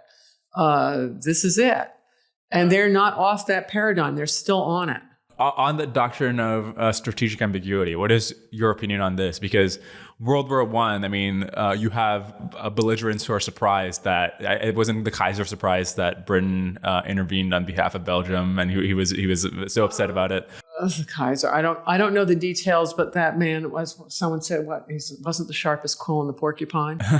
But just generally, is it wise to have this will they, won't they attitude where does it do a good job of deterring them? I think you want to be ambiguous in the United States, because otherwise it would enable Taiwan to autonomously do, like under Chiang Kai-shek, if we had been unambiguous, the man might have done crazy stuff. And then all of a sudden we get pulled into a world war. Right. But if you think about a Taiwan conflict, just because there's a conflict there does not mean the United States has to send its military in toe-to-toe. I would think it would give China a long-lasting timeout from the international world order, right? It'll be sanctioned. Think about, this is what's so tragic about China. Think about how many people have been lifted out of poverty. So many since Deng Xiaoping. Hundreds of millions. It is a great achievement of our lifetimes. It's happened since you were born. And why did that happen? It's China's reintegration into the rest of the world, of joining the maritime order, following the basic credit card rules of paying for transactions, and then your transactions are also guaranteed. That is the win for China, the true win. And taking Taiwan, who needs it? The Taiwanese are perfectly fine doing their own thing. And they've made it clear they don't want to be taken over by force. Who would be? Right. So the problem in China is the Communist Party wants to maintain its monopoly on power. And so it used to claim the moral rectitude card. Well, they can't do that anymore. They're so corrupt. And they used to claim the economic growth card. Well, that one's going away. So they're left with one card. It's the nationalism card.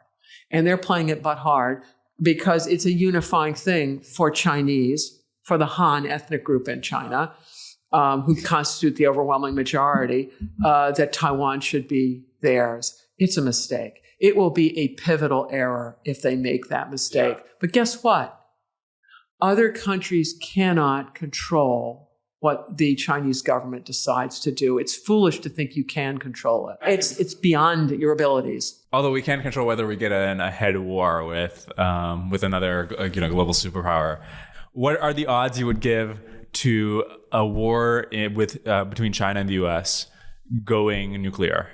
It would be the most catastrophic error imaginable for the United States and China to have a military conflict. There will be no winners. There will be massive numbers of losers. All right, let's talk about nuclear weapons for a minute. Think about how Americans are so mad at each other about wearing a mask or not wearing a mask. Talk about something that's stupid. Talk about something that's not a big deal, wearing a mask or not. If anybody nukes anybody else's city, do you think the world is going to be remotely the same way? Can you imagine? So we can't even be logical about masks or just letting other people do their thing about masks. We can't even do that in the United States. So we have many diplomats who are doing their best to prevent this eventuality. But understand that we do not control the decisions of others. For instance, I'm going to make bets that you don't have children. But if you ever have children, and little ones, right? Ones that you can pick up and put down, they will wind up doing things that you cannot, you're genetically related to these people. You love these people. And they will do stuff that you think is just wild. And you will put enormous pressure on them not to do these things, and they'll do it anyway. So the notion that we can take a country of 1 billion and change and make them do anything, Right. But the reason I ask is an island of 20 million people, as you said, there's many countries with 20 million people. Is that worth getting into an altercation that could potentially lead to a nuclear war? The global order, I'm going back to the circle, it's based on sovereignty. If you allow this, it doesn't mean you have to go to a nuclear war. You just never recognize whatever it is. And then you sanction China from then until kingdom come so that they are not part of the maritime trading order. And you tell them they need to cough up Taiwan. Understanding China and the way the government works, could the CCP survive a failure to take Taiwan? If they invade, they fail, and then because of that, they get kicked out of the global order.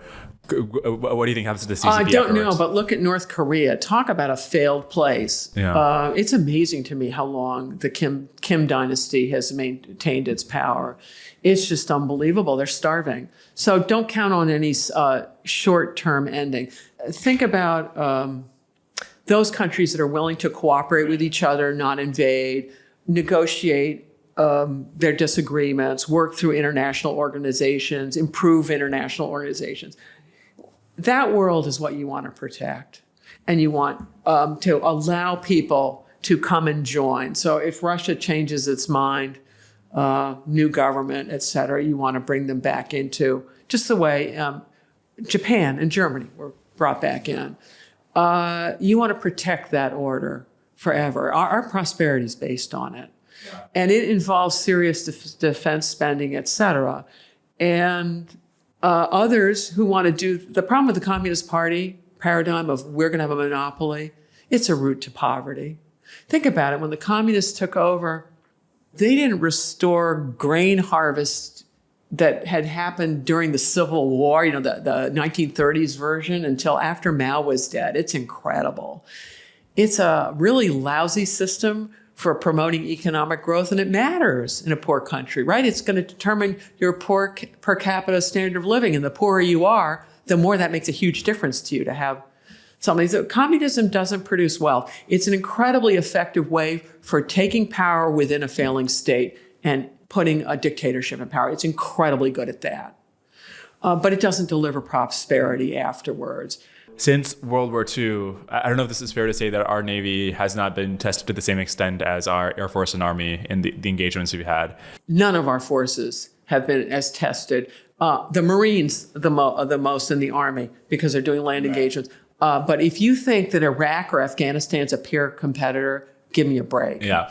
I think what our GDP is like 325 times that of Afghanistan. It is a different event, which is why the Ukrainians are looking at us when they get advice from us going, excuse me. Right. Yeah. So given that that's the case, I mean, how confident should we be that, you know, we have these like $15 billion carriers, and even in these war games, many of them go down. I was talking to the other person I interviewed in the UK was Dominic Cummings, who was the chief advisor to the previous government. And he said that in the war games, for the British carriers to survive, they have to exit the zone of contention, which would make them useless. So how worried should we be about our preparedness for a naval war? You always need to be prepared. You have to be thinking about it constantly. What our carriers have been incredibly useful is going toe-to-toe with a peer competitor. What you're describing, the vulnerabilities are absolutely there, particularly if you want to get up close and personal.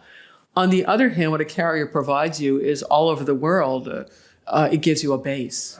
So if you're not going after a peer competitor, then they're incredibly useful, right?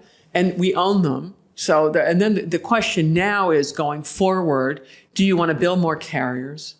Or do you want to build something smaller that just takes drones? Or what are you doing? And that's the big decision, and I'm not qualified to answer it. But for the ones that you have, they're tremendously useful for doing these non-peer events. And again, I am not qualified to answer operational questions like these. Yeah, I guess I am curious about it, because we are seeing in Ukraine, you know, these drones that are taking out extremely expensive tanks. Bingo. The impact of asymmetric warfare, how do you see that shaping? Warfare has always been asymmetric. Isn't that the game?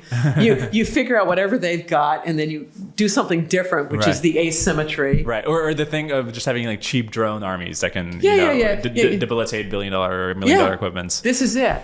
This is it. And you're very much part of the generation going back to your education in computer science and these technologies, and apparently this the printing that they're doing, 3D printing that they're doing in Ukraine. Yeah, it's going to absolutely change things. I don't know to what degree. I'm not an expert.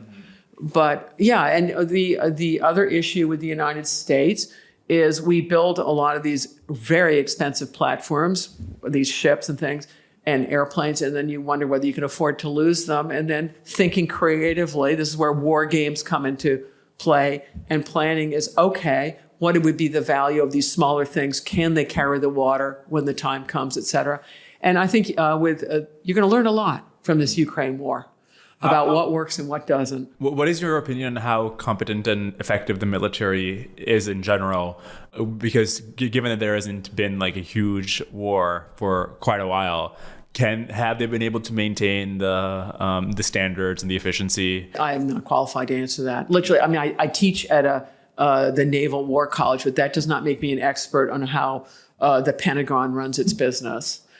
I think the general feeling about the federal government is they're incredible inefficiencies, but it's very difficult to get rid of them. I mean, in the civilian part of it as well. Right.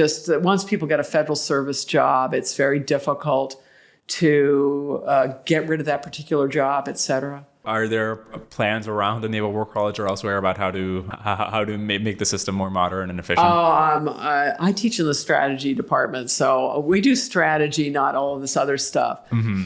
Is the era of great generals over? So, through history we have, and maybe you answered this already when you said that we overemphasize looking back how much these generals mattered, but for some reason or another, they've become, historically famous, people like von Moltke or Paine or MacArthur and so on.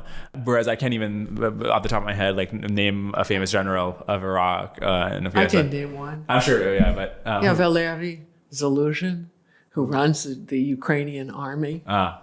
Think about the people you're picking. You're picking people who were part of a global war, right? A really high stakes war. And then, as I pointed out, we use these generals to personify a whole group of people, right? So I suspect the ones you're going to find are going to be the ones in Ukraine. And the fact that they've done as well as they have done so far is incredible. And then it's not just the generals there, right? You have Zelensky, who is the public face of diplomacy. It's incredible, right? From the night with his little soundbite is, what is it? I don't want a taxi.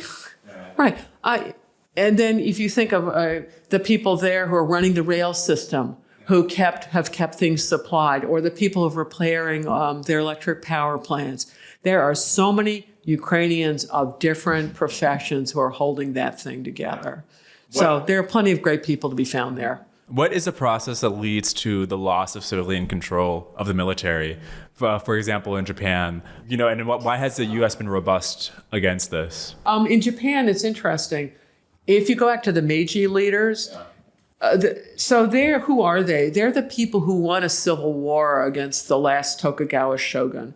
And they wound up, if you look at their career paths, is they had civil and military jobs as they swapped around, and they all knew each other. So that the head of the Army and the Navy and the prime ministers, they all interacted. But they didn't create an institutional mechanism. They did have a cabinet, but they didn't have a full-up legal forcing together of all the civil and military parts of the government and have them operate on a rather level playing field. The Army dominates.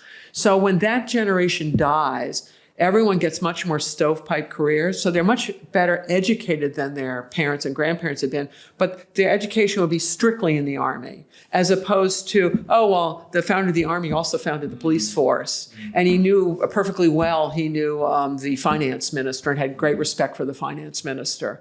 And then you have people not respecting each other.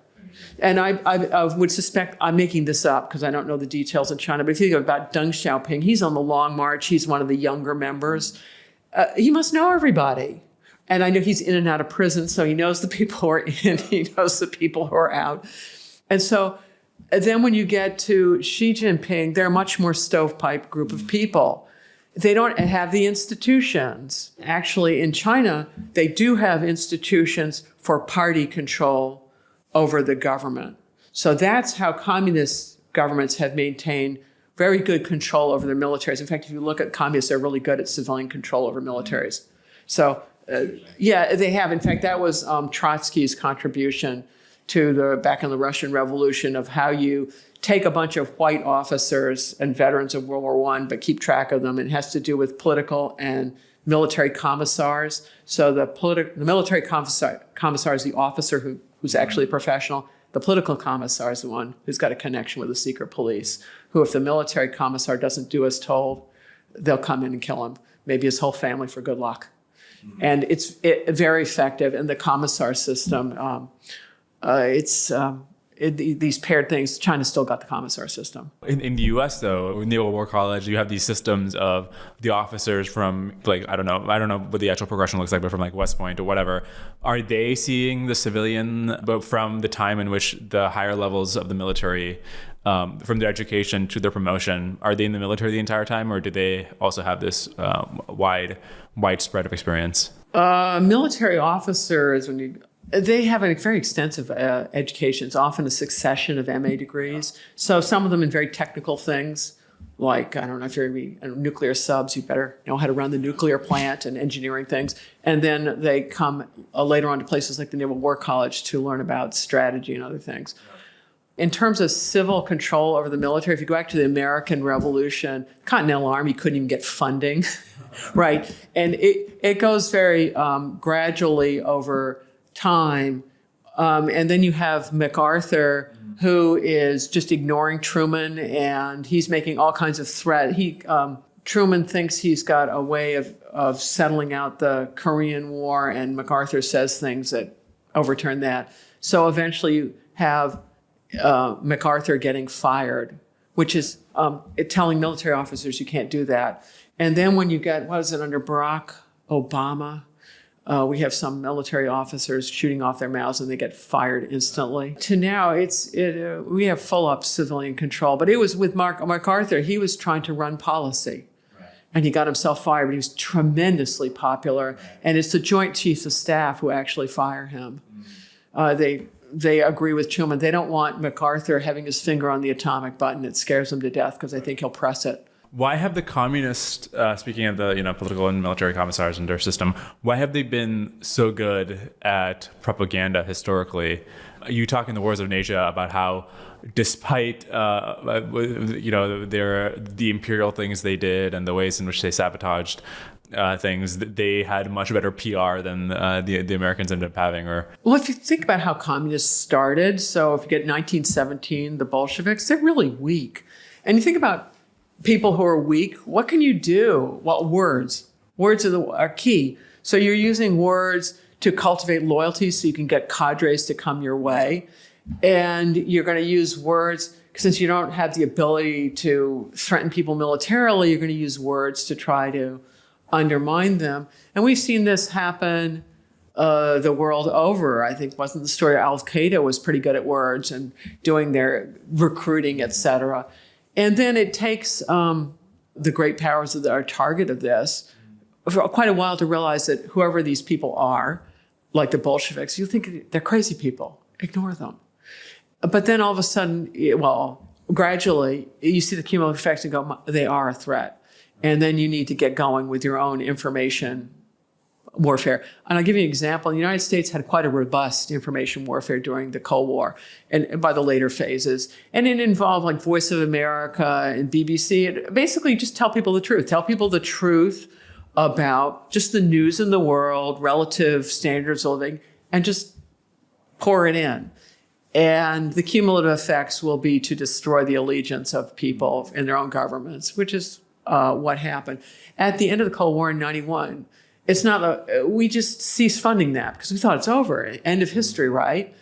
And then I remember I was on sabbatical in California at the Hoover Institution, and one of the people there was a great expert on Ukraine.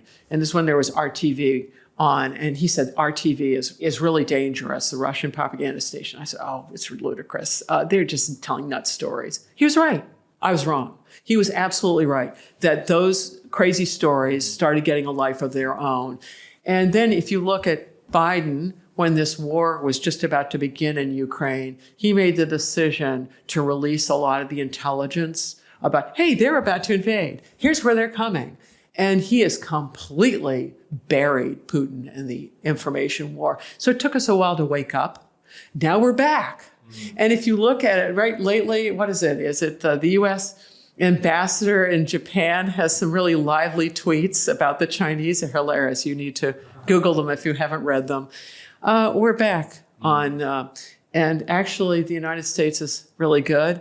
Hollywood, the movies. We have so much talent in this department. So it's a lot of it's just based on telling the truth. But lies, as we've noticed, take a long, long time to, it's very easy to tell a lie. It takes a long time to get all the facts to prove it is a lie.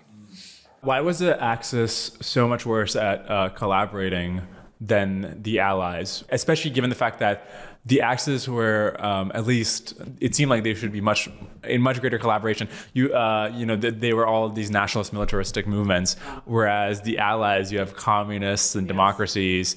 And, in your book, you talk about when Japan's fighting Russia, Germany has a non-aggression pact with Russia. When Germany does Operation Barbarossa on Russia, Japan has a non-aggression with Russia. So if they had a two-front war, what could have happened? When Pearl Harbor happens, Germany isn't warned, but then gets dragged into a war against America.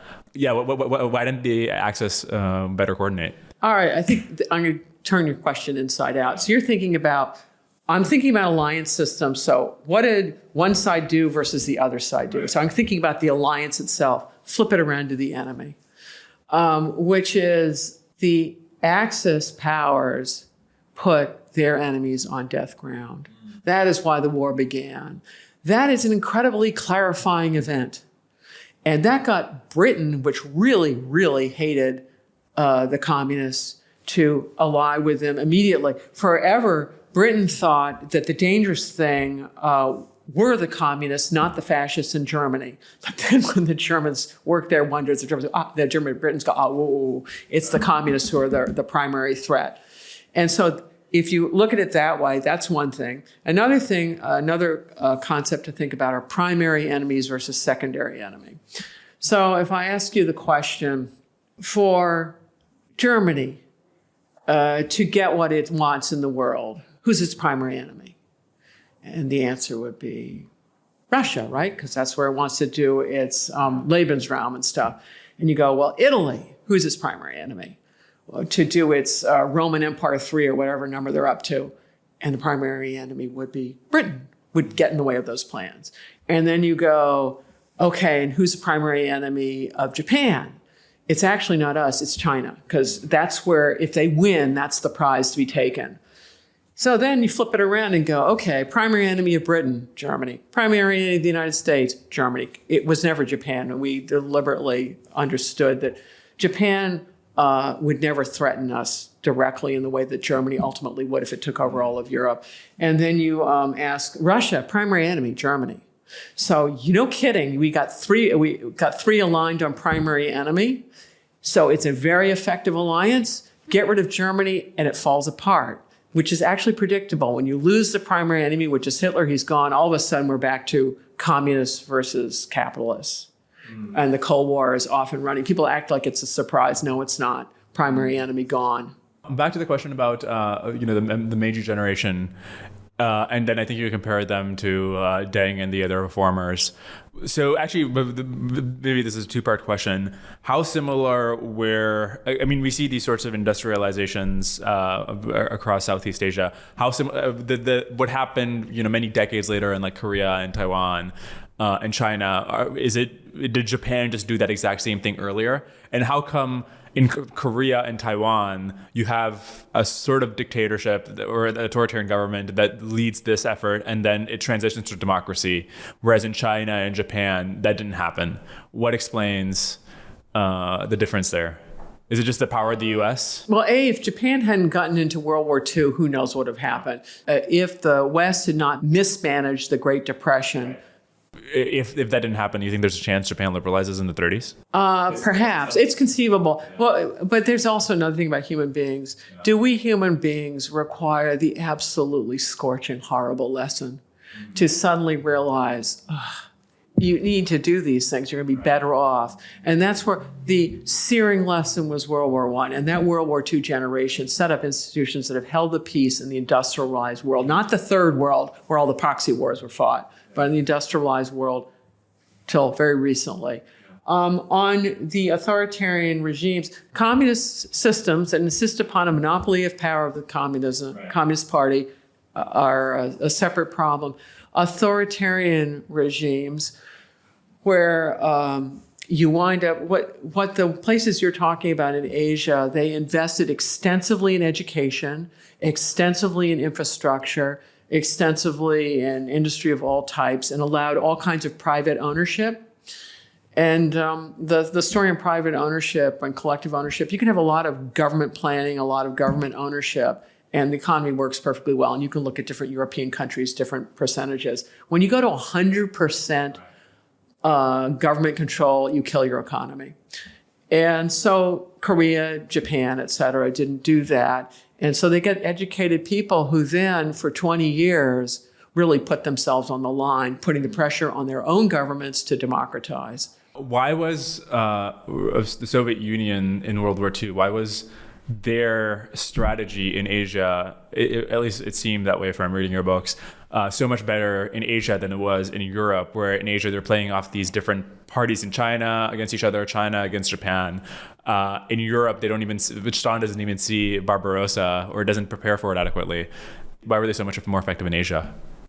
I don't know. I would imagine cooperative adversaries. That China has been a failed state, had been a failed state for such a long time. So it's hard for the Chinese they're trying to glue, put Humpty Dumpty back together again. So what works in Asia versus Europe, where you have developed countries with a whole cadre of experts, right? Which is not the case in China. So there are a lot more people in the West who are going to be reassessing, and they have robust institutions. Goes back to institutions, whereas China's trying to just build these the first time around. Yeah. Difficult in China. Why doesn't China think like a continental power? They have a vast coastline where a lot of their wealth is around that coastline. And, as back as the 15th century, you have these huge navies. Wasn't it Zhenghe? They had a bigger navy, bigger expeditions, far bigger ships than Columbus. Yeah. Well, they had a big navy, different times. So why did they think like a continental power? Being a continental power or having a continental location is not a choice. It's a fact of geography. So if you look at China, huge land border. Yeah, it's got a huge coastline as well. But historically, where has China's national security threats come? It's the north, northwest. If you look where the passes are of people coming on in or down straight through Manchuria, et cetera. And China, in order to maintain its empire, it just dominate China itself, and let alone keep these other people out, has had to have a large standing army. When it has built a large navy like Zhenghe, it's when it's got extra pocket change and extra money, then you can go do this. But if that changes and you have trouble with people on your borders, you've got to spend your money that way. It's very difficult to have a world-class navy and a world-class army. If you think about Britain, it maintained the big navy and always had a tiny army until they ramped it up in World War I, which was the beginning of the end for them. Yeah. As being the dominant power that they had been. What level of competence should we assign our estimates of how well the PLA would function in a war? Whereas at least the United States military had these practice rounds in Iraq and Afghanistan. We don't even know what the modern PLA, how that actually would function in a war. And obviously, as you were mentioning earlier, in authoritarian systems, there's this lack of information and feedback that could lead to, all kinds of catastrophes where people are not prepared. What should we think of the PLA's competence? I don't know, but I think the people who are worried about that are the Vietnamese and the Indians, the people who are likely to meet them. Back in 79, when the Chinese tried to work their magic in Vietnam, they had massive casualties. The Vietnamese killed more Chinese in a matter of weeks than all U.S. losses in Afghanistan, and in fact, all U.S. losses in Vietnam over however many years we were there. And you think the Chinese are going to be good at expeditionary warfare and sending these people anywhere? I mean, think about where would you be fighting them? So it's great they got a big army. So where are they going to deploy them? Well, why have the wars in China been so deadly? You have, millions sometimes, compared to other theaters. It's continental warfare. That's how it goes. Yeah. It's the same reason Russia, so many Russians died. Yeah. I believe if you measure the number of locals who died in Iraq and Afghanistan, and then they'd had the civil war on top of it, it's thousands and thousands and thousands and thousands of people. We go, oh, it wasn't too bad for Americans. For those who lived there, it was quite bad. The Taiping Rebellion, I guess another... Tens of millions. No one knows how many people died in that thing. Right. Yeah, well, I think one of the takeaways for you, so if you look at Chinese history over the course of it, all these different rebellions that go back hundreds of years, all these different wars they fought, and you look at it and go, wow, millions of Chinese killing each other. A mark of good strategy is not killing your own, right? So if the Chinese have been doing this for a long time, don't expect them to be great strategists, which isn't a happy thing, actually. It might mean they do crazy, stupid things that are so detrimental to themselves. Right, yeah. Some final questions about studying history in general. So, I studied computer science. I talk to a lot of people in these technical fields. And being around them, I think I have a sense of what it means to understand a technical field well. What does it mean to understand history or strategy well? Well, on history, you have to do tremendous amounts of reading. And it's over a career. Also, publishing is really essential, not only to, you hope, give people the best ideas that you've encountered, but also it forces you to really come to terms with what you do think and why. And I feel after every book, whatever I was, I'm like a one click better. Or like, you've probably got good eyesight, unlike me. If you go in for an eye appointment, the guy will go click, click, and go, is it one better or is this better? I feel like after a book, it's one better. Do I see 20/20? No. And then after a year abroad, like I'm in England for a year, where I just get to think, read extensively, try to be open-minded, try to look for the unknown unknowns. What is it I'm completely missing? Is it that I'm totally wrong about? Being open to reassessing, ooh, I got that wrong. So it has to do with reading extensively. If you're going to be studying other societies, you had better read the language. I'm not particularly good at any of these languages, but I do try hard. And it's taken years for me to bungle my way through them as I do. But that's really essential. And too much of U.S. graduate education people want to do, particularly in political science, where they're asking very important questions for international relations and things and comparative politics. They don't require them to have high-end linguistic skills. They should.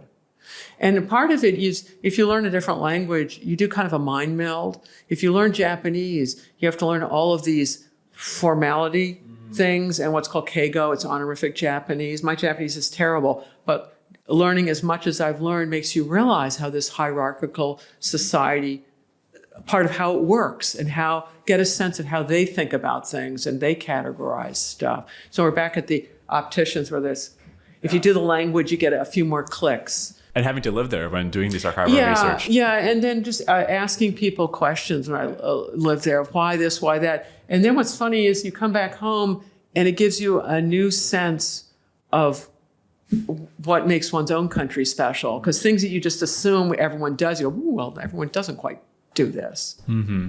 Have you come across something in your archival research? I don't know if there's a story of something super shocking, or one of the things I'm remembering from your book is you mentioned that you had a speculation that both the nationalists and the communists help the Russians cover up the rape of Manchuria because, or they were both given like hush payments or. Well, no, they cut a deal that didn't work. And that's my interpretation. Right. And if you're further archival evidence that I'm happy to reassess. But anything, maybe not exactly like that, but something you learned just from like, you found this, you dug up this thing that nobody noticed. Well, I'm not a ha person, a gotcha person, but working at the Naval War College. So I started out a career, I'm studying Russia and China.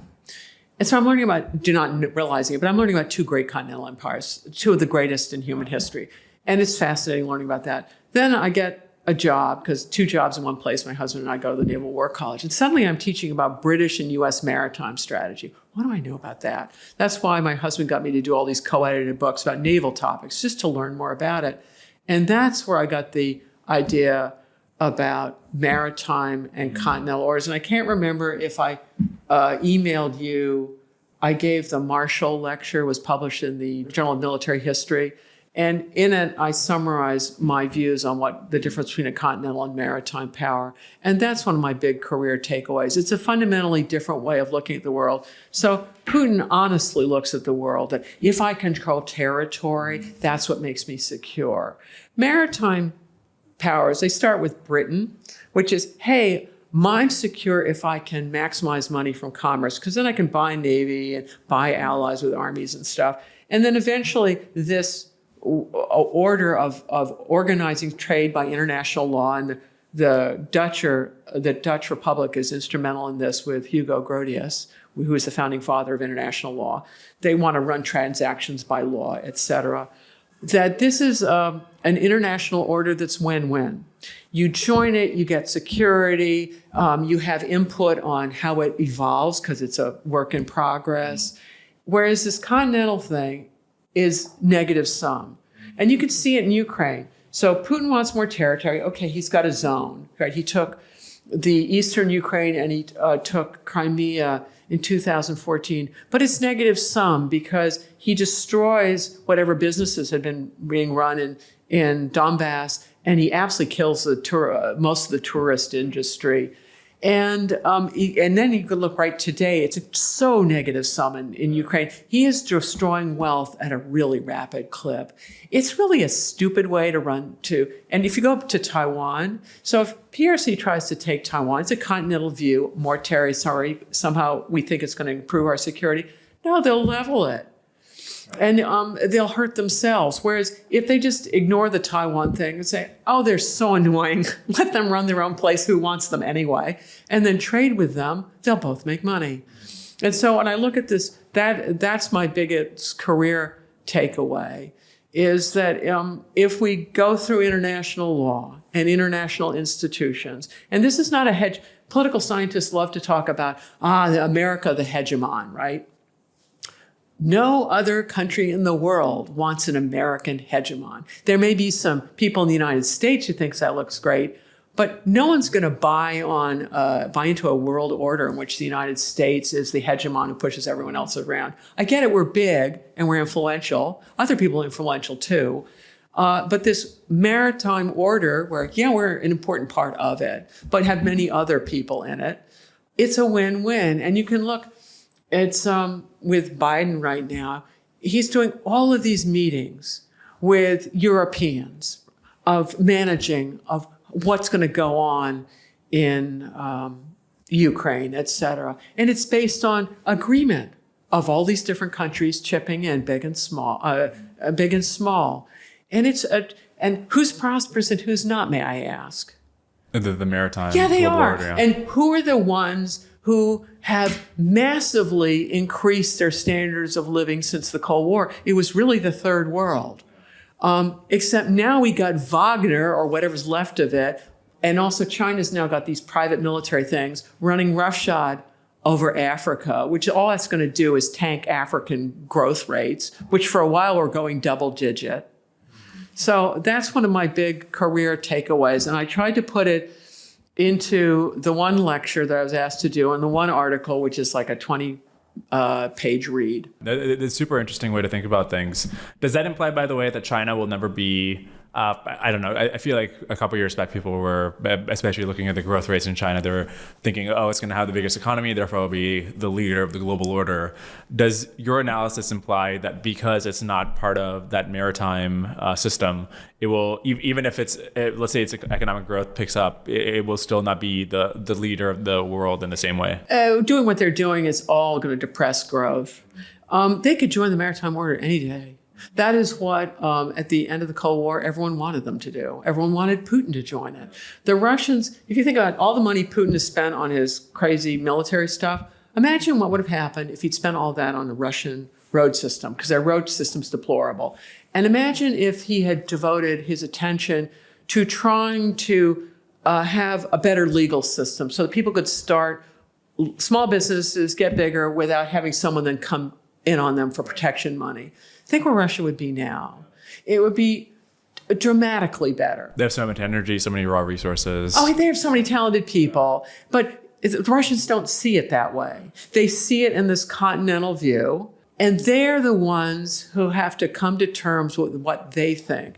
In the meantime, this is why containment's brilliant, is in the meantime, those of us who join the maritime order need to work with each other, and then we contain the problem by saying, you cannot join us on equal footing till you behave yourselves. You get a timeout, right? If you get a timeout from the global order, but we would welcome you back in. The problem with Putin is he's done so much damage to Ukraine, there are going to be reparations involved, and the Russians won't want to pay those. What are the mistakes and biases that come about from self-studying history as opposed to, formally studying it? In what way is it most likely to be incomplete, your understanding of strategy or history as a result? Well, let's do history. History's one thing. I think about my education at Columbia. I had the most absentee landlord professors. They just didn't waste their time on me. I just did a tremendous amount of reading, and while I was there, I took twice the courses. I did the equivalent of 2 PhDs of coursework as a graduate student. Yeah, because going to graduate school is such an expensive event, and time and money and everything else. So I just took massive numbers of courses to read the reading list of what they had given me. And that was tremendously helpful, having some guided readings, et cetera.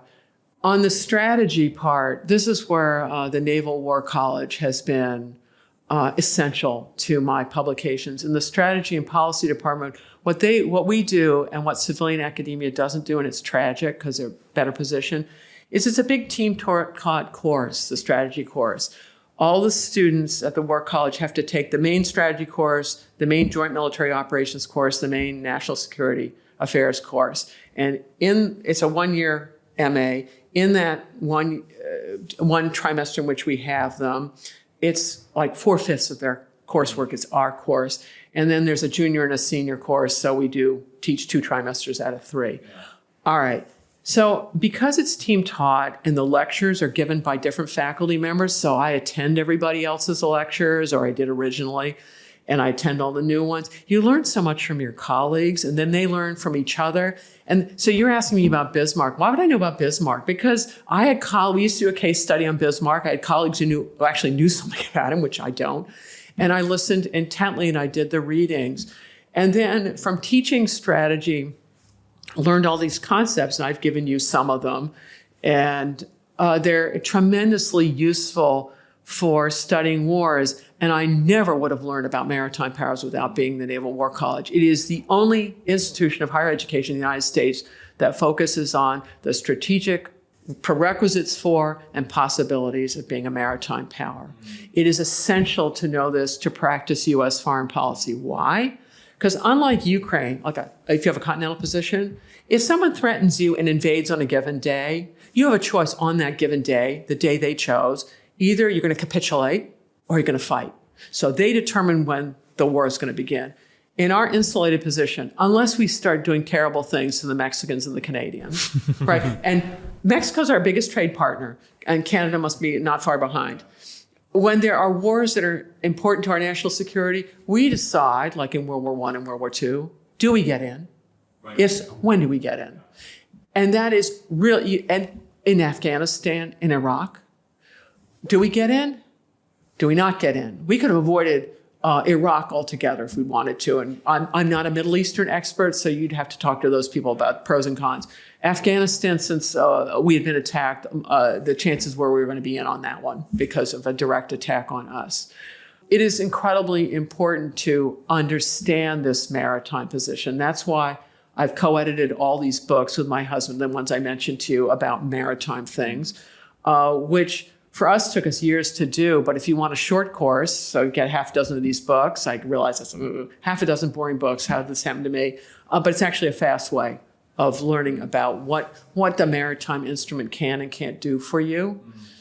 The strategy course was absolutely essential from what I know about strategy. I have done my best in books to put what I have learned there. The one I'm working on the Cold War is going to be organized around these strategic concepts of how did each side try to manipulate the other, and how did the medium powers try to weigh in on the game, and what are the strategies that they're using, the paradigms, et cetera. So I'm going to try and pour as much of this in there, because this is what education is. It's passing the baton from one generation to another, saying, this is what I've learned over the course of my career. Right. You're off and running. And I'm really excited to read that, actually. It'll take me years to finish it. It's not happening anytime soon. And then final question, my audience probably is overwhelmingly represented in technology and those kinds of worlds. What is it that you especially want them to understand about history and history and strategy? Oh, I think what I want them to, on history and strategy, it's going to be a well-informed person and read broadly. But I think for them, technology, they need to think broadly of these technologies about which they have deep expertise. Do these technologies privilege dictatorships or democracies? I do not know the answer to these things. And when you're creating architectures for things like the internet, et cetera, think about these things. Think about consequences. I suspect, and I don't know this, that when China does its Belt Road Initiative, I would presume it's also selling a nice little IT package to keep the dictator in power, that if you want to keep track of your population, here, this is the IT thing you need to do to firewall this, that, and the other thing. So since the West is the part of the world that has developed most of these technologies and continues to be at the forefront of it, think very deeply about whether you're going to ultimately privilege dictatorships over democracies. Because the reason tech has been able to be so vibrant, think about it, is you live within the castle walls of this maritime order that people follow the rules. And then you're protected on the outside. You have military things, et cetera. If those walls are breached by dictatorship or by really stupid grand strategy, like our country's come perilously close in the last few years, perilously close. If Trump had been president at the time Ukraine was invaded, Ukraine would be no more. We would have Russian armies right up to the Polish border now. And it's been, these things are terribly consequential. And then another piece is, so you're well educated and you're in the growing part of the United States where you talk to each other at all of these meetings, et cetera. Think about organizing things. I look at, for instance, we have tremendous problems with refugees or illegal immigrants coming over our borders because we have basically failing states to the south of us. Is there anything that foreign investment or anything could do to help over a 20 or 30 year period to alleviate this? Because it will improve our own national security. If instead of refugees pouring over our borders, you have people making good T-shirts or eventually putting phones together, et cetera. But that's the sort of thing that people who are in your world, who you meet each other at these business meetings and talk to each other and think about, okay, I got the here and now, but there's also a charity part of it of maybe my charity work is to me thinking about these other things. Yeah. So in my line of work, what do I do for charity? I talk to anyone for free. And I really appreciate that. Yeah. On the point about the whether enabling democracies or dictatorships, isn't the difficulty that it's so hard to tell in advance? I'm sure that Gutenberg didn't think he was helping the Protestant Reformation, or that The guy who made the radio didn't realize what he was doing for Hitler. And even with AI, the thing that it was initially thought, oh, well, it helps you collect all this information and congregate it. But we're seeing that China has been behind on these language models because, it's really hard to align them to say, not say anything bad about the PRC.